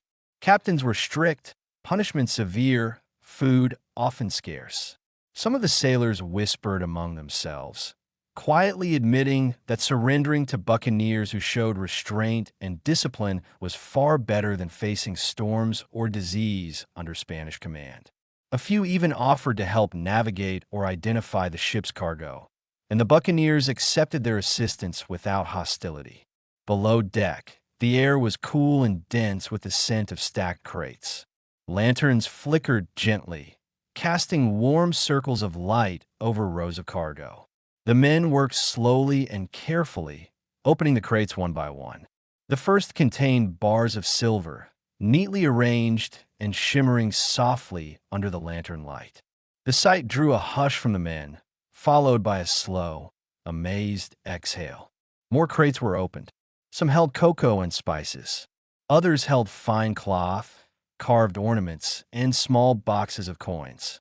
It was not the greatest treasure fleet Spain had ever sent, but to the men of Tortuga, it was more wealth than they had ever touched. Yet even in their excitement, they moved calmly. There was no frenzy, no reckless grabbing. They understood that every crate had to be accounted for, that panic or chaos could ruin their first true victory. They divided the tasks with quiet professionalism. Some counted the silver, others inspected the hull for damage, others checked the rigging, preparing the galleon for a return journey. The captain stood at the stern, watching the horizon as moonlight traced a shimmering path across the water. He knew they could not stay long. Spanish ships would search for the missing galleon. Sooner or later, word would spread. They had to move quickly, quietly, and without drawing attention. He ordered the crew to prepare the galleon to sail alongside their own ship. Together, they would return to Tortuga under cover of night. When the time came to separate the Spanish crew, the buccaneers behaved with fairness. They gave the unarmed sailors a small boat with enough food and water to reach the nearest Spanish port. A few men were allowed to stay on board as guides, protected by the captain's promise of safety. As the boat drifted away into the darkness, the Spanish sailors looked back at the galleon, glowing faintly in the starlight. They had survived, and deep down, some of them wondered whether the buccaneers might be more honorable than the commanders they had served. With both ships ready, the buccaneers raised their sails. The galleon's canvas swelled with wind, pulling the massive vessel forward. The smaller buccaneer ship followed closely. Together, they began moving toward Tortuga like twin shadows sliding across the open sea. The water glistened beneath them, disturbed only by the soft wake of their passage. The days that followed were filled with patient sailing. The men remained alert, scanning the horizon for Spanish patrols. But the sea favored them, offering gentle breezes and quiet nights. The galleon moved like a floating fortress beside the smaller ship, its presence filling the men with a steady sense of pride. They had not only captured wealth, they had captured confidence, unity, and purpose. When Tortuga finally appeared in the distance, its coastline bathed in sunlight, the island seemed to welcome them home like an old friend. Smoke rose from cooking fires. Small boats bobbed near the shore. Hammocks swayed between palm trees, and men lounged lazily along the beach, unaware that history was about to shift in ways they could not yet imagine. As the galleon drew closer, shouts of disbelief and excitement echoed along the shore. Men ran to the water's edge, pointing, laughing, cheering. Never before had Tortuga seen such a prize. Never before had its people captured a ship of this size, this wealth, this significance. The island erupted into life. Fires were lit. Rum was brought out. But even amid the celebration, there was a deep, calm acknowledgement of what this moment meant. The buccaneers had proven themselves. They had shown the Caribbean and Spain that they were no longer simple hunters or wanderers. They had become a force of the sea, a force that moved with purpose, discipline, and quiet determination. And so, on that bright Caribbean day, with the captured galleon anchored proudly in Tortuga's Bay, the golden age of piracy truly began. Not with chaos, not with violence, but with calm confidence. With men who had waited patiently, worked steadily, and seized their moment with precision. The ocean had opened its arms to them, and they stepped into their destiny. In the days that followed the galleon's triumphant arrival, Tortuga changed in ways that felt both subtle and profound. The island was suddenly filled with a new kind of energy, not frantic, not wild, but warm, steady, and full of possibility. Men who had once wandered the beaches without direction now walked with purpose in their steps. They glanced at the captured galleon anchored proudly in the bay and felt something deep inside them shift, like a compass needle finding its true north. The ship was carefully unloaded over several days. Each crate was moved with deliberate care, carried across wooden planks, and placed beneath shaded palm shelters. The silver, the cocoa, the cloth, all of it was organized and counted with methodical attention. No one wanted greed or chaos to spoil the unity that had carried them through the raid. And so, each share was measured by agreement, every man receiving his portion according to the articles they had sworn to follow. Some joked that they had never touched so much wealth in their lives. Others simply stared at the coins in their hands, unable to speak, as if holding proof that their future could be more than survival.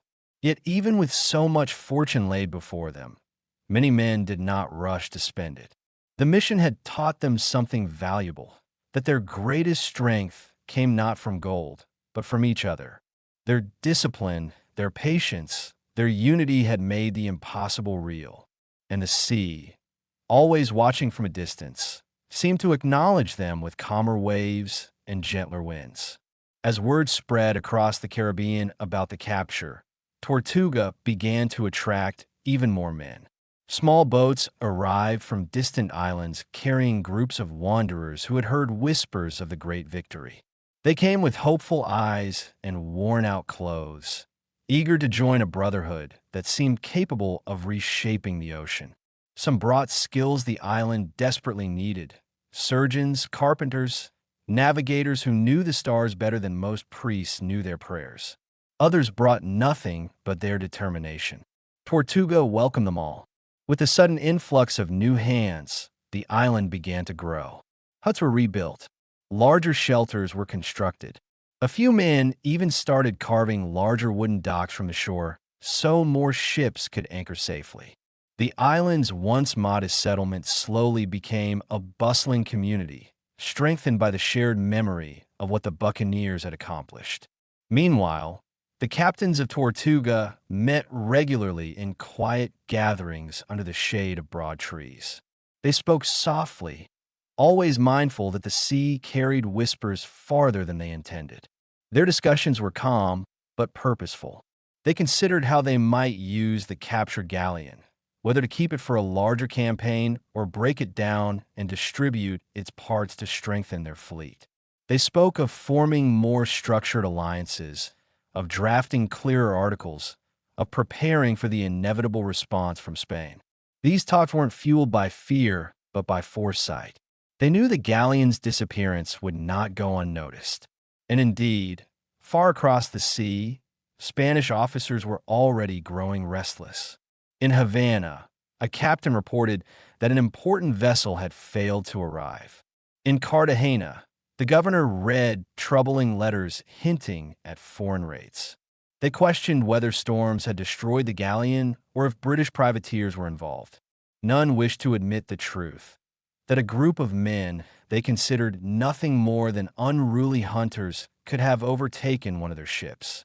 But doubt is a powerful thing, and it began to seep into Spanish hulls like water leaking through old planks.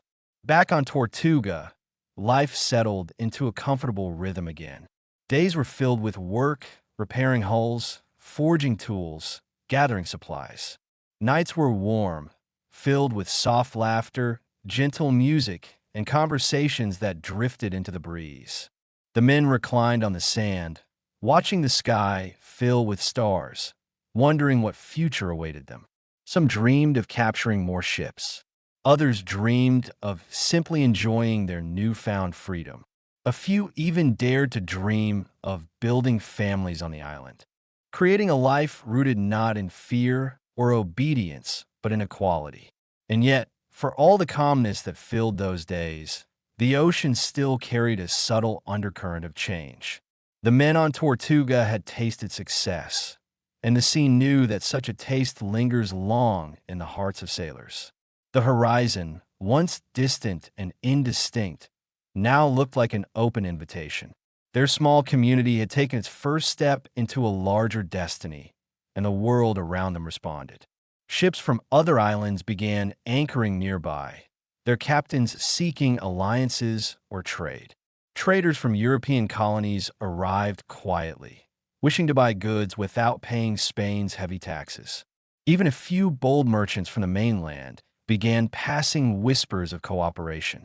Tortuga was quietly becoming a place that no one could ignore, a small island that was growing into a power of its own, shaped not by kings, but by the steady will of free men. As the days stretched into weeks, the galleon in the harbor began to represent something greater than any single victory. It became a symbol, a reminder that Spain's control over the Caribbean was not absolute. A reminder that men who lived outside the rules could still shape their own world. And most importantly, a reminder that the sea, vast and unpredictable, favored those who listened to it patiently. In those quiet evenings, as the buccaneers sat beneath the moonlight with content hearts and full bellies, a thought settled gently among them. They had succeeded once, and if the winds continued to favor them, they could succeed again and again, until the Caribbean itself echoed with their name.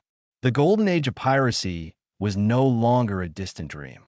It was approaching step by step, carried softly on the waves. In the weeks that followed the arrival of the captured galleon, the rhythm of Tortuga shifted once again. The island, which had once been little more than a quiet refuge for hunters and drifters, now carried a sense of purpose that every man could feel. Even those who had not sailed in the legendary raid sensed the weight of the victory and walked with a new confidence. The beach, the forests, the makeshift docks, all seemed to breathe with anticipation, as though the very land understood that a new chapter had begun. With the sudden increase of wealth on the island, the men were able to improve their living conditions. They built sturdier shelters using better wood, raised platforms to keep their belongings dry, and expanded their storage areas for supplies. Some even carved out small workshops where they could craft tools, repair weapons, and prepare equipment for future expeditions. It was remarkable how quickly the island transformed once the men had the resources to do so. What once felt like a temporary camp began to resemble a permanent settlement, still rough but undeniably growing. The galleon remained anchored in the bay, its hull reflecting the sunlight like a silent monument. At first, men visited it constantly, walking its decks, touching its rails, admiring the craftsmanship of a ship far beyond anything they had ever owned. But gradually, the galleon became part of the landscape, familiar and comforting, like a reminder of what they could achieve when united. It loomed in the background of every conversation, a symbol of possibility. Yet even as the island thrived, the men did not forget why they had come to Tortuga in the first place. They had not gathered there to build a colony under a king. They had come seeking freedom. Freedom from taxes, from oppressive captains, from rules written in distant cities that had never known the harshness of the sea. They worked together not because they had been ordered to, but because they chose to. This shared sense of independence strengthened their bond and made cooperation feel natural, even easy. As more men arrived from distant shores, the island's culture grew richer. Each newcomer brought knowledge that proved useful. A carpenter from Barbados taught others how to reinforce hulls using curved planks that resisted storm damage. A seasoned navigator from the Azores explained how stars shifted at different latitudes. A former sailor from the Canary Islands shared techniques for storing water to keep it fresh longer. And quietly, almost unnoticed, Tortuga was becoming not just a refuge, but a center of expertise, a place where the most skilled seafarers in the Caribbean could gather and learn from each other. At night, men gathered along the beach, sitting in a loose circle around the fire. The flames flickered gently, casting moving shadows that danced across sand and skin. They spoke softly of storms they had survived, captains they had served, and harbors they had visited. Some told stories of mysterious islands far to the south, where the water ran clear over fields of coral.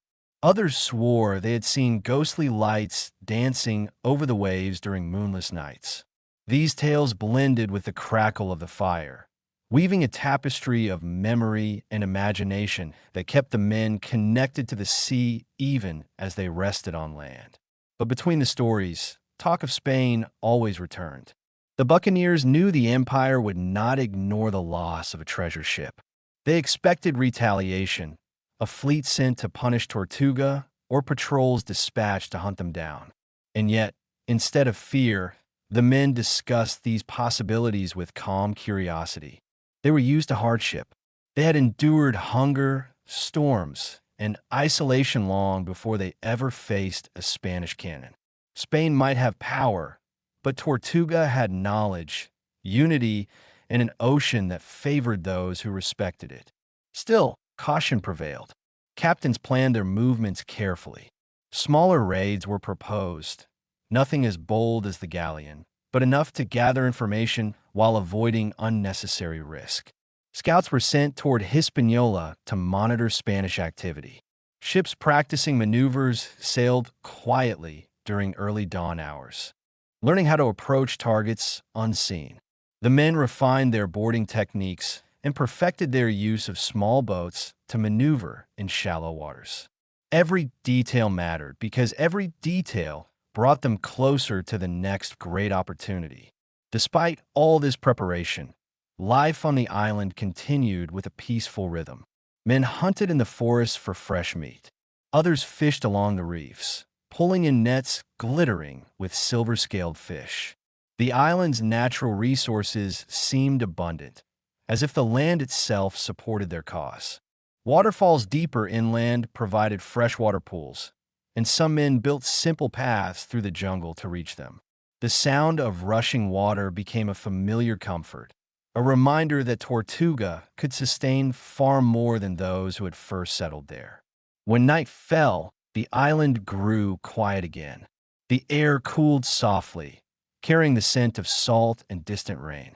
The stars above seemed brighter than anywhere else in the world, shining with patient light that soothed even the most anxious hearts.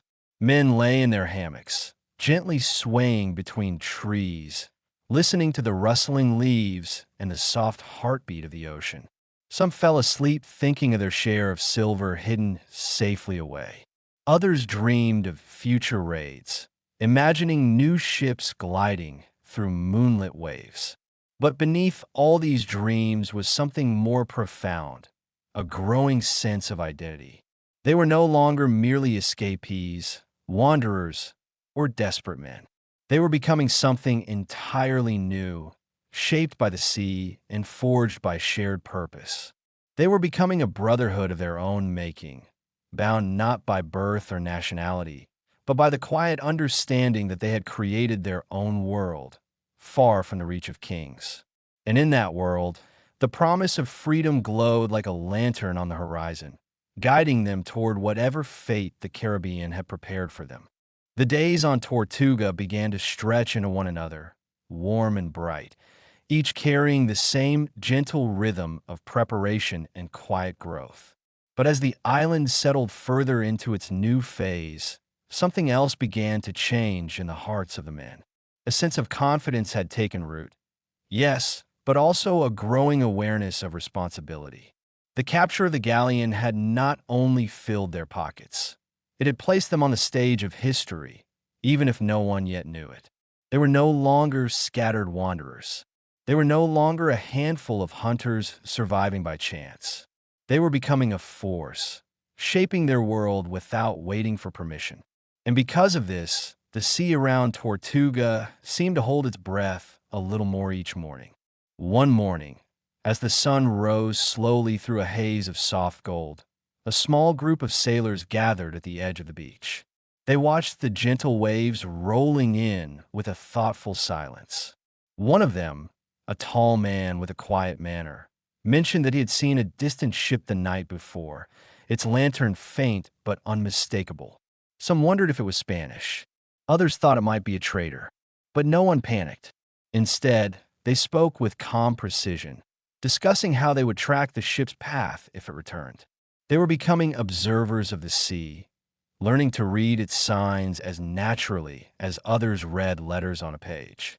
That same morning, deeper inland, several men followed trails through the forest in search of new hunting grounds. The forest was warm and dense, filled with the soft hum of insects and the distant calls of birds. Shafts of sunlight filtered through the canopy, illuminating patches of green moss and tangled vines.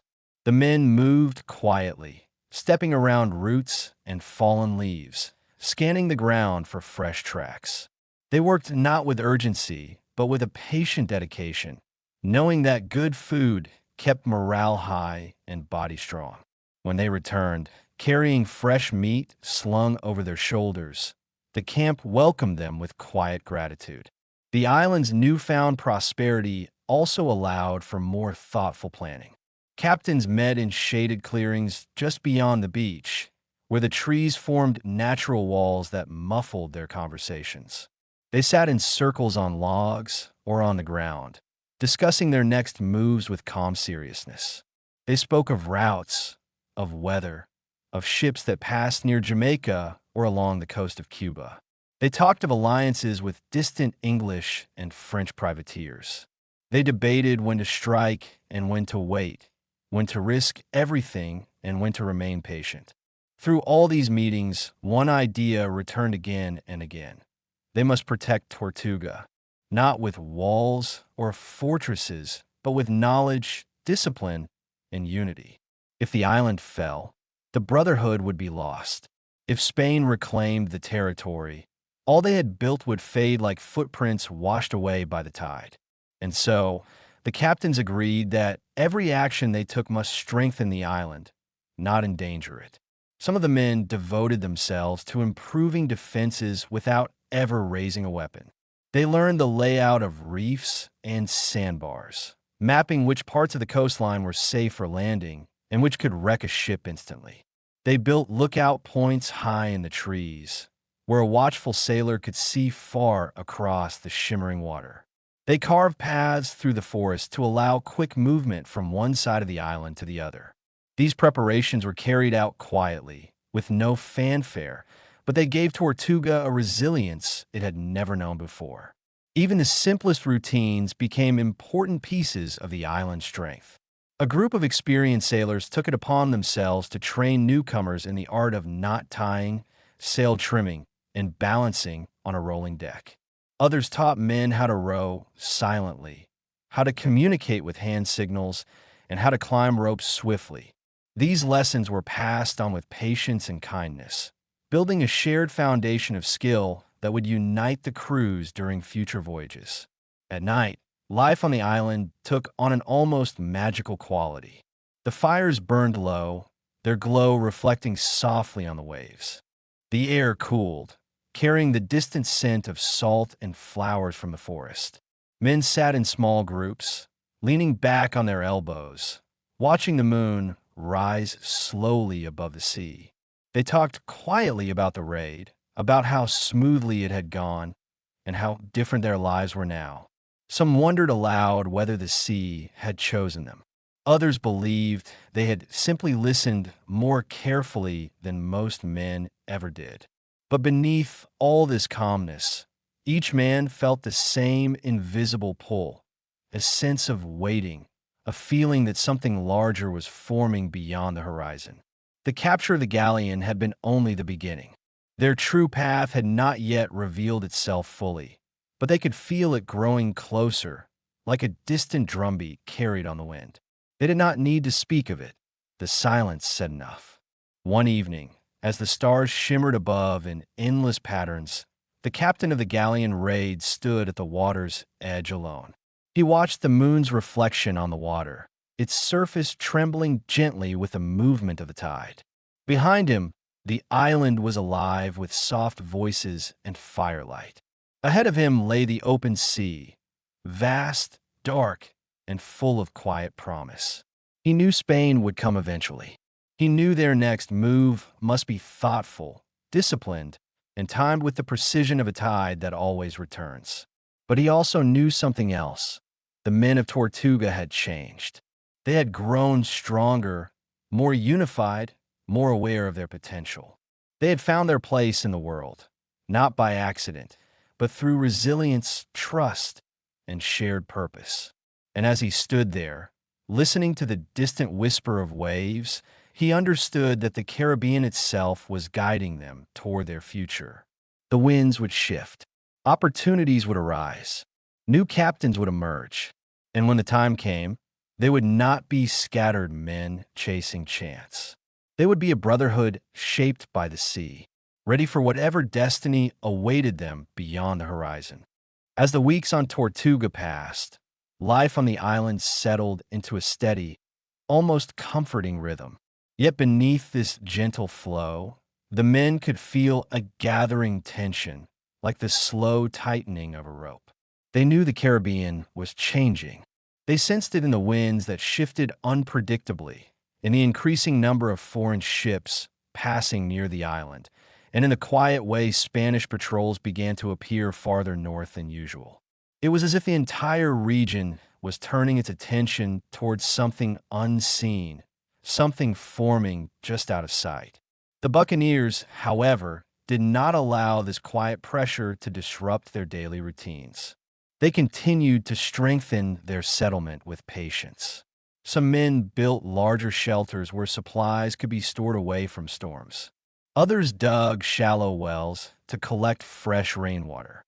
A group of skilled hunters trained new arrivals in the ways of the island, teaching them how to move silently through the undergrowth, how to predict rain by the scent of the wind, and how to read the forest as easily as one reads the sea.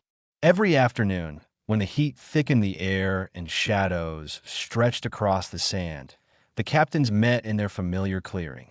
They spoke slowly and carefully, laying out ideas like stones on the ground, examining each one for strength. They discussed where future raids might take place, which Spanish routes seemed weakest, and how to rotate crews so no one group became exhausted. Their planning was not merely tactical. It was almost philosophical. They were building a way of life, not just a series of attacks. One captain suggested a daring plan: to travel south toward the Spanish Main, where treasure flowed from mines and cities into the ports of Cartagena and Portobello.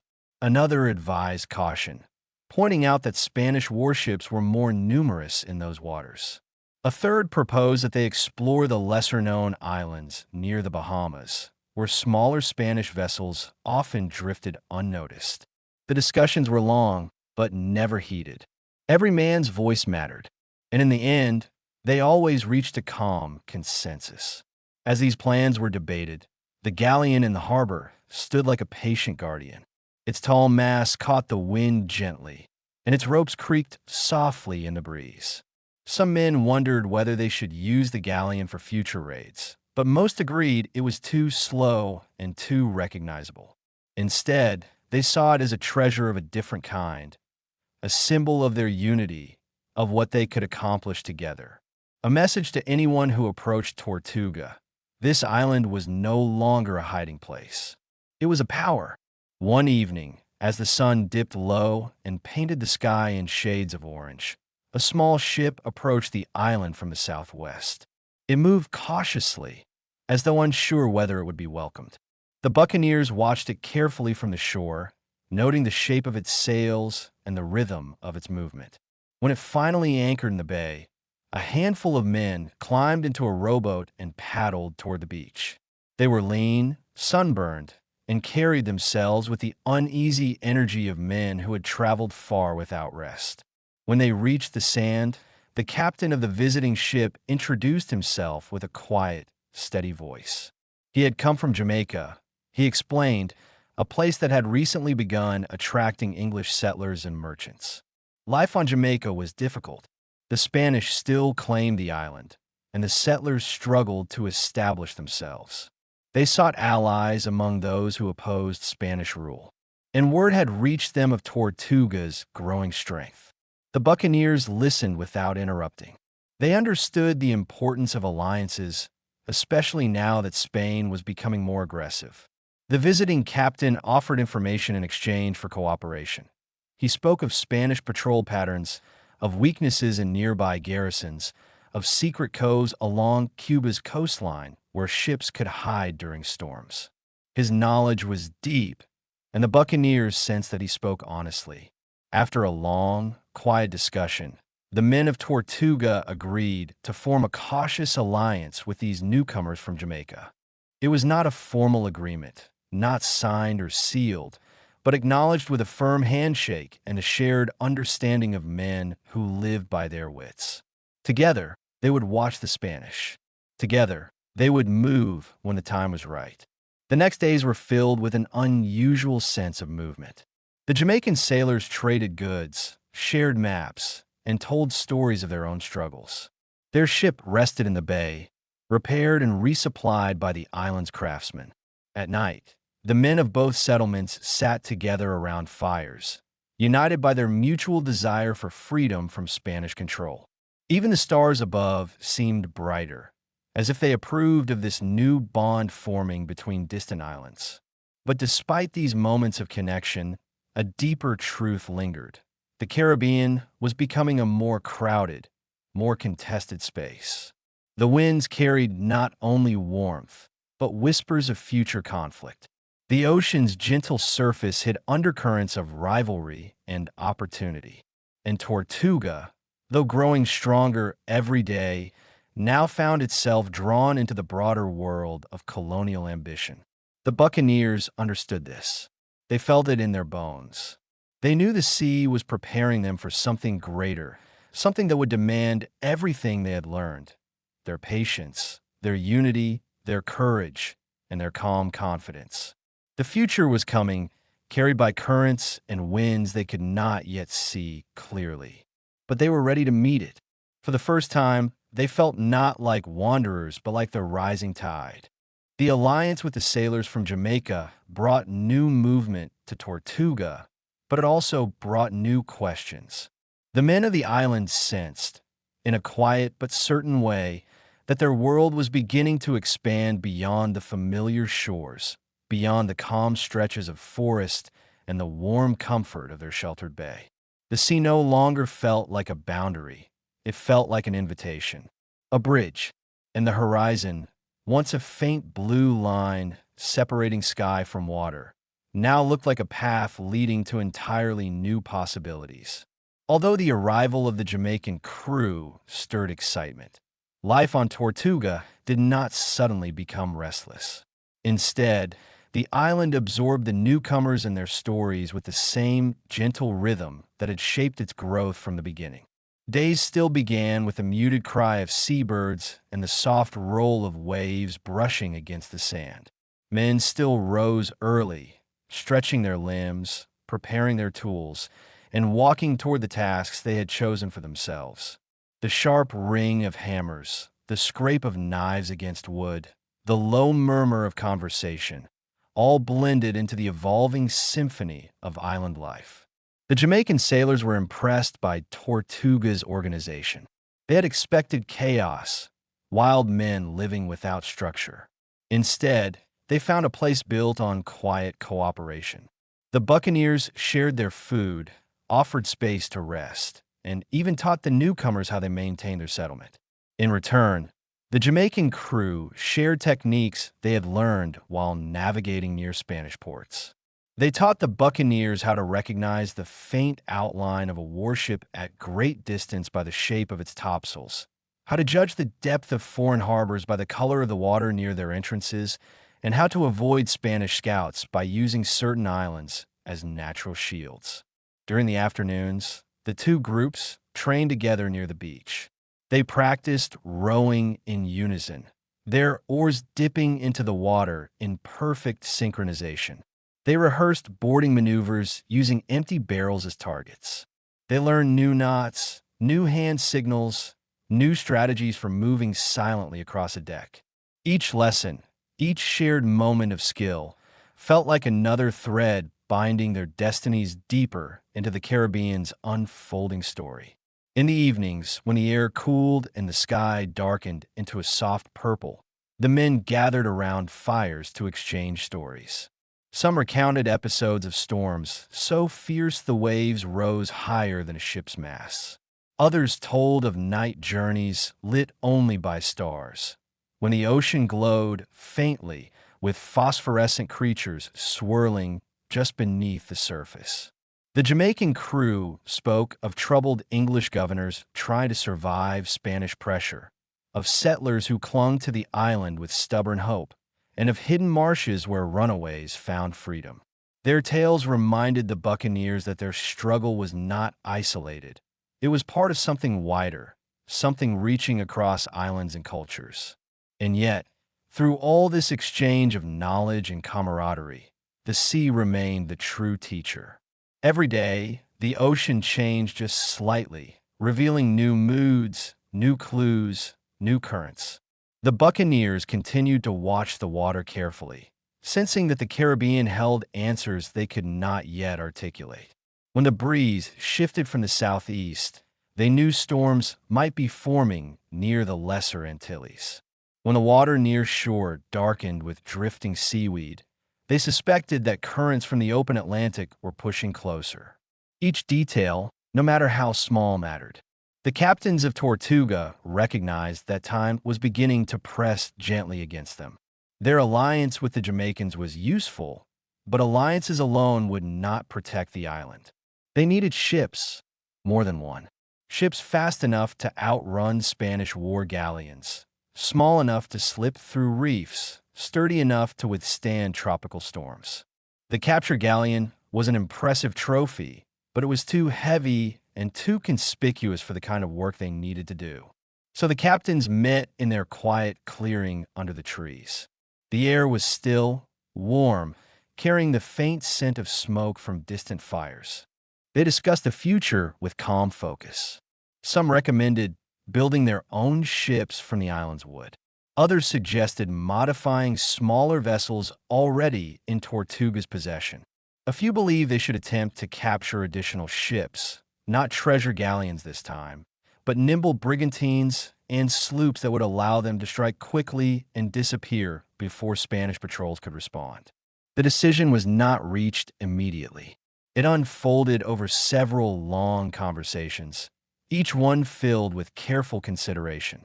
But eventually, the captains came to a conclusion. They would begin crafting a small fleet. Not a fleet to challenge Spain openly, not yet, but a fleet capable of protecting Tortuga, capable of carrying out precise strikes, capable of slipping between islands like spirits on the water. This decision changed the island's daily rhythm once again.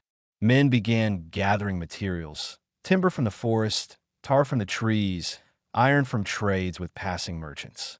Skilled carpenters measured planks and shaped them with slow, rhythmic strokes. Sawdust drifted on the breeze like pale gold. Others wove new sails from cloth acquired in past raids. Riggers practiced tying lines with their eyes closed, their fingers moving with instinctive precision. The Jamaican sailors helped wherever they could, grateful for the island's hospitality. They taught new methods for reinforcing hulls and improving steering in shallow waters. Their knowledge blended seamlessly with the buccaneers' existing skills, creating a foundation for what would soon become the strongest independent seafaring group in the region. At night, as the men rested in their hammocks after long hours of work, the sound of the ocean drifted through the palm leaves like a lullaby. The waves moved endlessly, whispering promises of the future. Some nights were so calm that the sea seemed like a mirror reflecting the stars above. Other nights carried the scent of distant rain, hinting at storms traveling across islands far away. But always, beneath the peaceful routines of Tortuga, the men felt something growing, a rising force, like a tide swelling slowly but surely. They could not yet name it, but they sensed it in the stillness of the forest, in the quiet determination of their crew, in the way the newly crafted hulls gleamed beneath the sun. They were building more than ships. They were building a legend the world had not yet witnessed. And the Caribbean, patient and mysterious, was guiding them toward the destiny carved by wind and salt water. The days on Tortuga began to melt into one another as the island became a hive of quiet, determined activity. The construction of the new fleet touched every corner of the settlement. Men who once spent their afternoons lounging in hammocks now worked with calm focus, sanding planks, melting pitch over small fires, testing ropes for strength. The air was filled with the gentle sounds of creation, the tap of wooden mallets, the whisper of saws moving through timber, the rustling of palm leaves as materials were gathered from the forest. Tortuga, which had once felt like a temporary refuge, now felt like the birthplace of something lasting. The Jamaican sailors grew deeply woven into the island's rhythm. They exchanged stories with the buccaneers, offered advice when asked, and learned the island's hidden trails and freshwater pools. Their presence felt natural, as though they had always been part of Tortuga's landscape.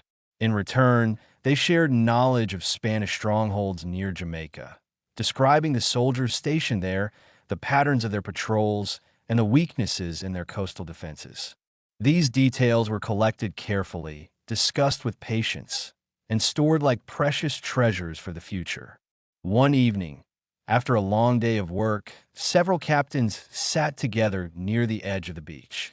The sky glowed with fading colors, and the breeze carried the salty scent of the sea. The conversation drifted toward the future. They spoke of how their small fleet might one day operate, how it might protect their settlement, how it could intercept Spanish ships, how it could ensure Tortuga's continued freedom. They did not speak with arrogance or haste. They spoke with steady conviction, aware that every choice they made would echo into the years ahead. As the first of the new ships neared completion, excitement grew among the men. They moved with an almost ceremonial attentiveness, smoothing each plank and securing every rope with care. The ship was not large, but it was fast, built for shallow waters and quick maneuvers. It seemed to embody the essence of Tortuga itself, nimble, resilient, and quietly defiant. When it was slid into the water for the first time, the men watched with solemn pride as it rocked gently in the waves, as though greeting the sea like an old friend. A few days later, the ship was tested near the reefs. It moved swiftly, slicing through the water with smooth, confident motion. The men who rowed and sailed it spoke with awe when they returned. They said the ship felt alive, responding instantly to every shift in the wind and every tilt of the helm. It was clear that this vessel, and the one still being built, would allow Tortuga to move beyond defense and into a new era of mobility and strength. As night fell, the men celebrated quietly, not with loud revelry, but with calm satisfaction. They sat around fires, warmed by the glow and comforted by the knowledge that they were building not just ships, but a future. Some played simple tunes on makeshift instruments. Others shared stories of home, of storms they had survived, or of dreams they held close to their hearts. The stars above seemed to shimmer brighter, as though recognizing the significance of the moment. And yet, even amid the peace, the men remained aware of the world beyond their island. They knew Spain would not remain idle forever. They knew challenges would come. but they also knew they were no longer the scattered wanderers they once had been. They were becoming something far stronger, a community shaped by the sea, bonded by shared struggle, and guided by the calm determination of men who had chosen their own destiny. The Caribbean itself seemed to hum with anticipation. The waters around Tortuga sparkled as though stirred by invisible currents. The winds shifted gently, carrying whispers from distant shores. Something was coming. A test, perhaps. A turning point. But whatever it was, the men of Tortuga felt ready. For the first time, they sensed that they had the power to shape the region's future, not as pawns in the games of countries, but as free men carving their own path across the sea. The morning after the first ship's successful test, Tortuga awoke to a new sense of purpose. The sun rose slowly over the horizon, painting the sky with soft hues of gold and rose, as if the day itself recognized the shift in the island's fate. Men emerged from their shelters with renewed energy. They walked toward the beach with calm confidence, ready to continue the work that had begun to redefine their lives. The second ship, larger than the first, demanded more attention. It required broader beams, stronger ropes, and a more experienced crew to assemble it. The Jamaican sailors took the lead in shaping the keel, teaching the buccaneers techniques they had learned in shipyards across the Caribbean. The men of Tortuga listened carefully, absorbing every detail. Each stroke of the saw, each knot tied with steady fingers, felt like laying another stone in the foundation of their future. Farther down the beach, a group of men prepared provisions for upcoming voyages. They salted fish, dried fruits, and packed barrels with fresh water collected from springs inland. They spoke quietly as they worked, discussing possible routes, the winds that would carry them east or west, and the need to coordinate their movements so that no ship would be left alone in dangerous waters. Everything was done with patience, with thought, with the understanding that careful planning was the key to survival. Meanwhile, deeper in the forest, a group of hunters followed trails in search of wild pigs. The forest was still and humid, its canopy filtering the sunlight into soft green patches. The men moved through the underbrush with practiced precision, pausing to listen every few steps. The island had taught them how to read its signs, how to follow the faint rustle of leaves or the subtle shift in the wind to track their prey. When they returned later in the day, they carried fresh meat that would last the cruise for weeks. The captains continued their meetings under the trees, sheltered from the hot afternoon sun. Their discussions grew increasingly strategic. They spoke of Spanish trade routes, of the flow of silver from Portobello to Havana, of the smaller vessels that carried messages between coastal towns. They studied hand-drawn maps, marked with notes about currents, reefs, and hidden inlets. The golden age of piracy had not yet arrived, but the men could feel its approach. It shimmered just beyond the horizon, carried by the rise and fall of the tides. That evening, a soft rain fell over the island, a warm, gentle shower that washed the sand clean and filled the air with the earthy scent of wet leaves. The men welcomed the rain, standing beneath it with quiet smiles. It felt like a blessing, like the sea and the sky acknowledging their efforts. The rain cooled the island and gave the men a rare moment of stillness. As the rain faded and the sky cleared, a group of sailors stood at the shore, watching the last droplets fall into the sea. The water glistened under the moonlight, shimmering like a sheet of silver. In the quiet, one man spoke softly, not a speech, not a proclamation, but a simple reflection. He said that every storm, every raid, every decision had brought them to this moment, that they had become more than they ever expected, that Tortuga was no longer a place they lived, it was a place they belonged. The others nodded. They felt it too. The night was cool, peaceful, and full of promise. The men lay in their hammocks under the stars, listening to the steady whisper of waves. Some thought of their past lives and how far they had come. Others dreamed of future voyages, imagining their sails filled with wind as they glided across the Caribbean in pursuit of fortune and freedom. And beneath them, the sea held their dreams gently, as if carrying them into the future. They were ready for what came next. The tide was rising, the legend was forming, and the Caribbean, warm and mysterious, was quietly preparing to write their names into its story.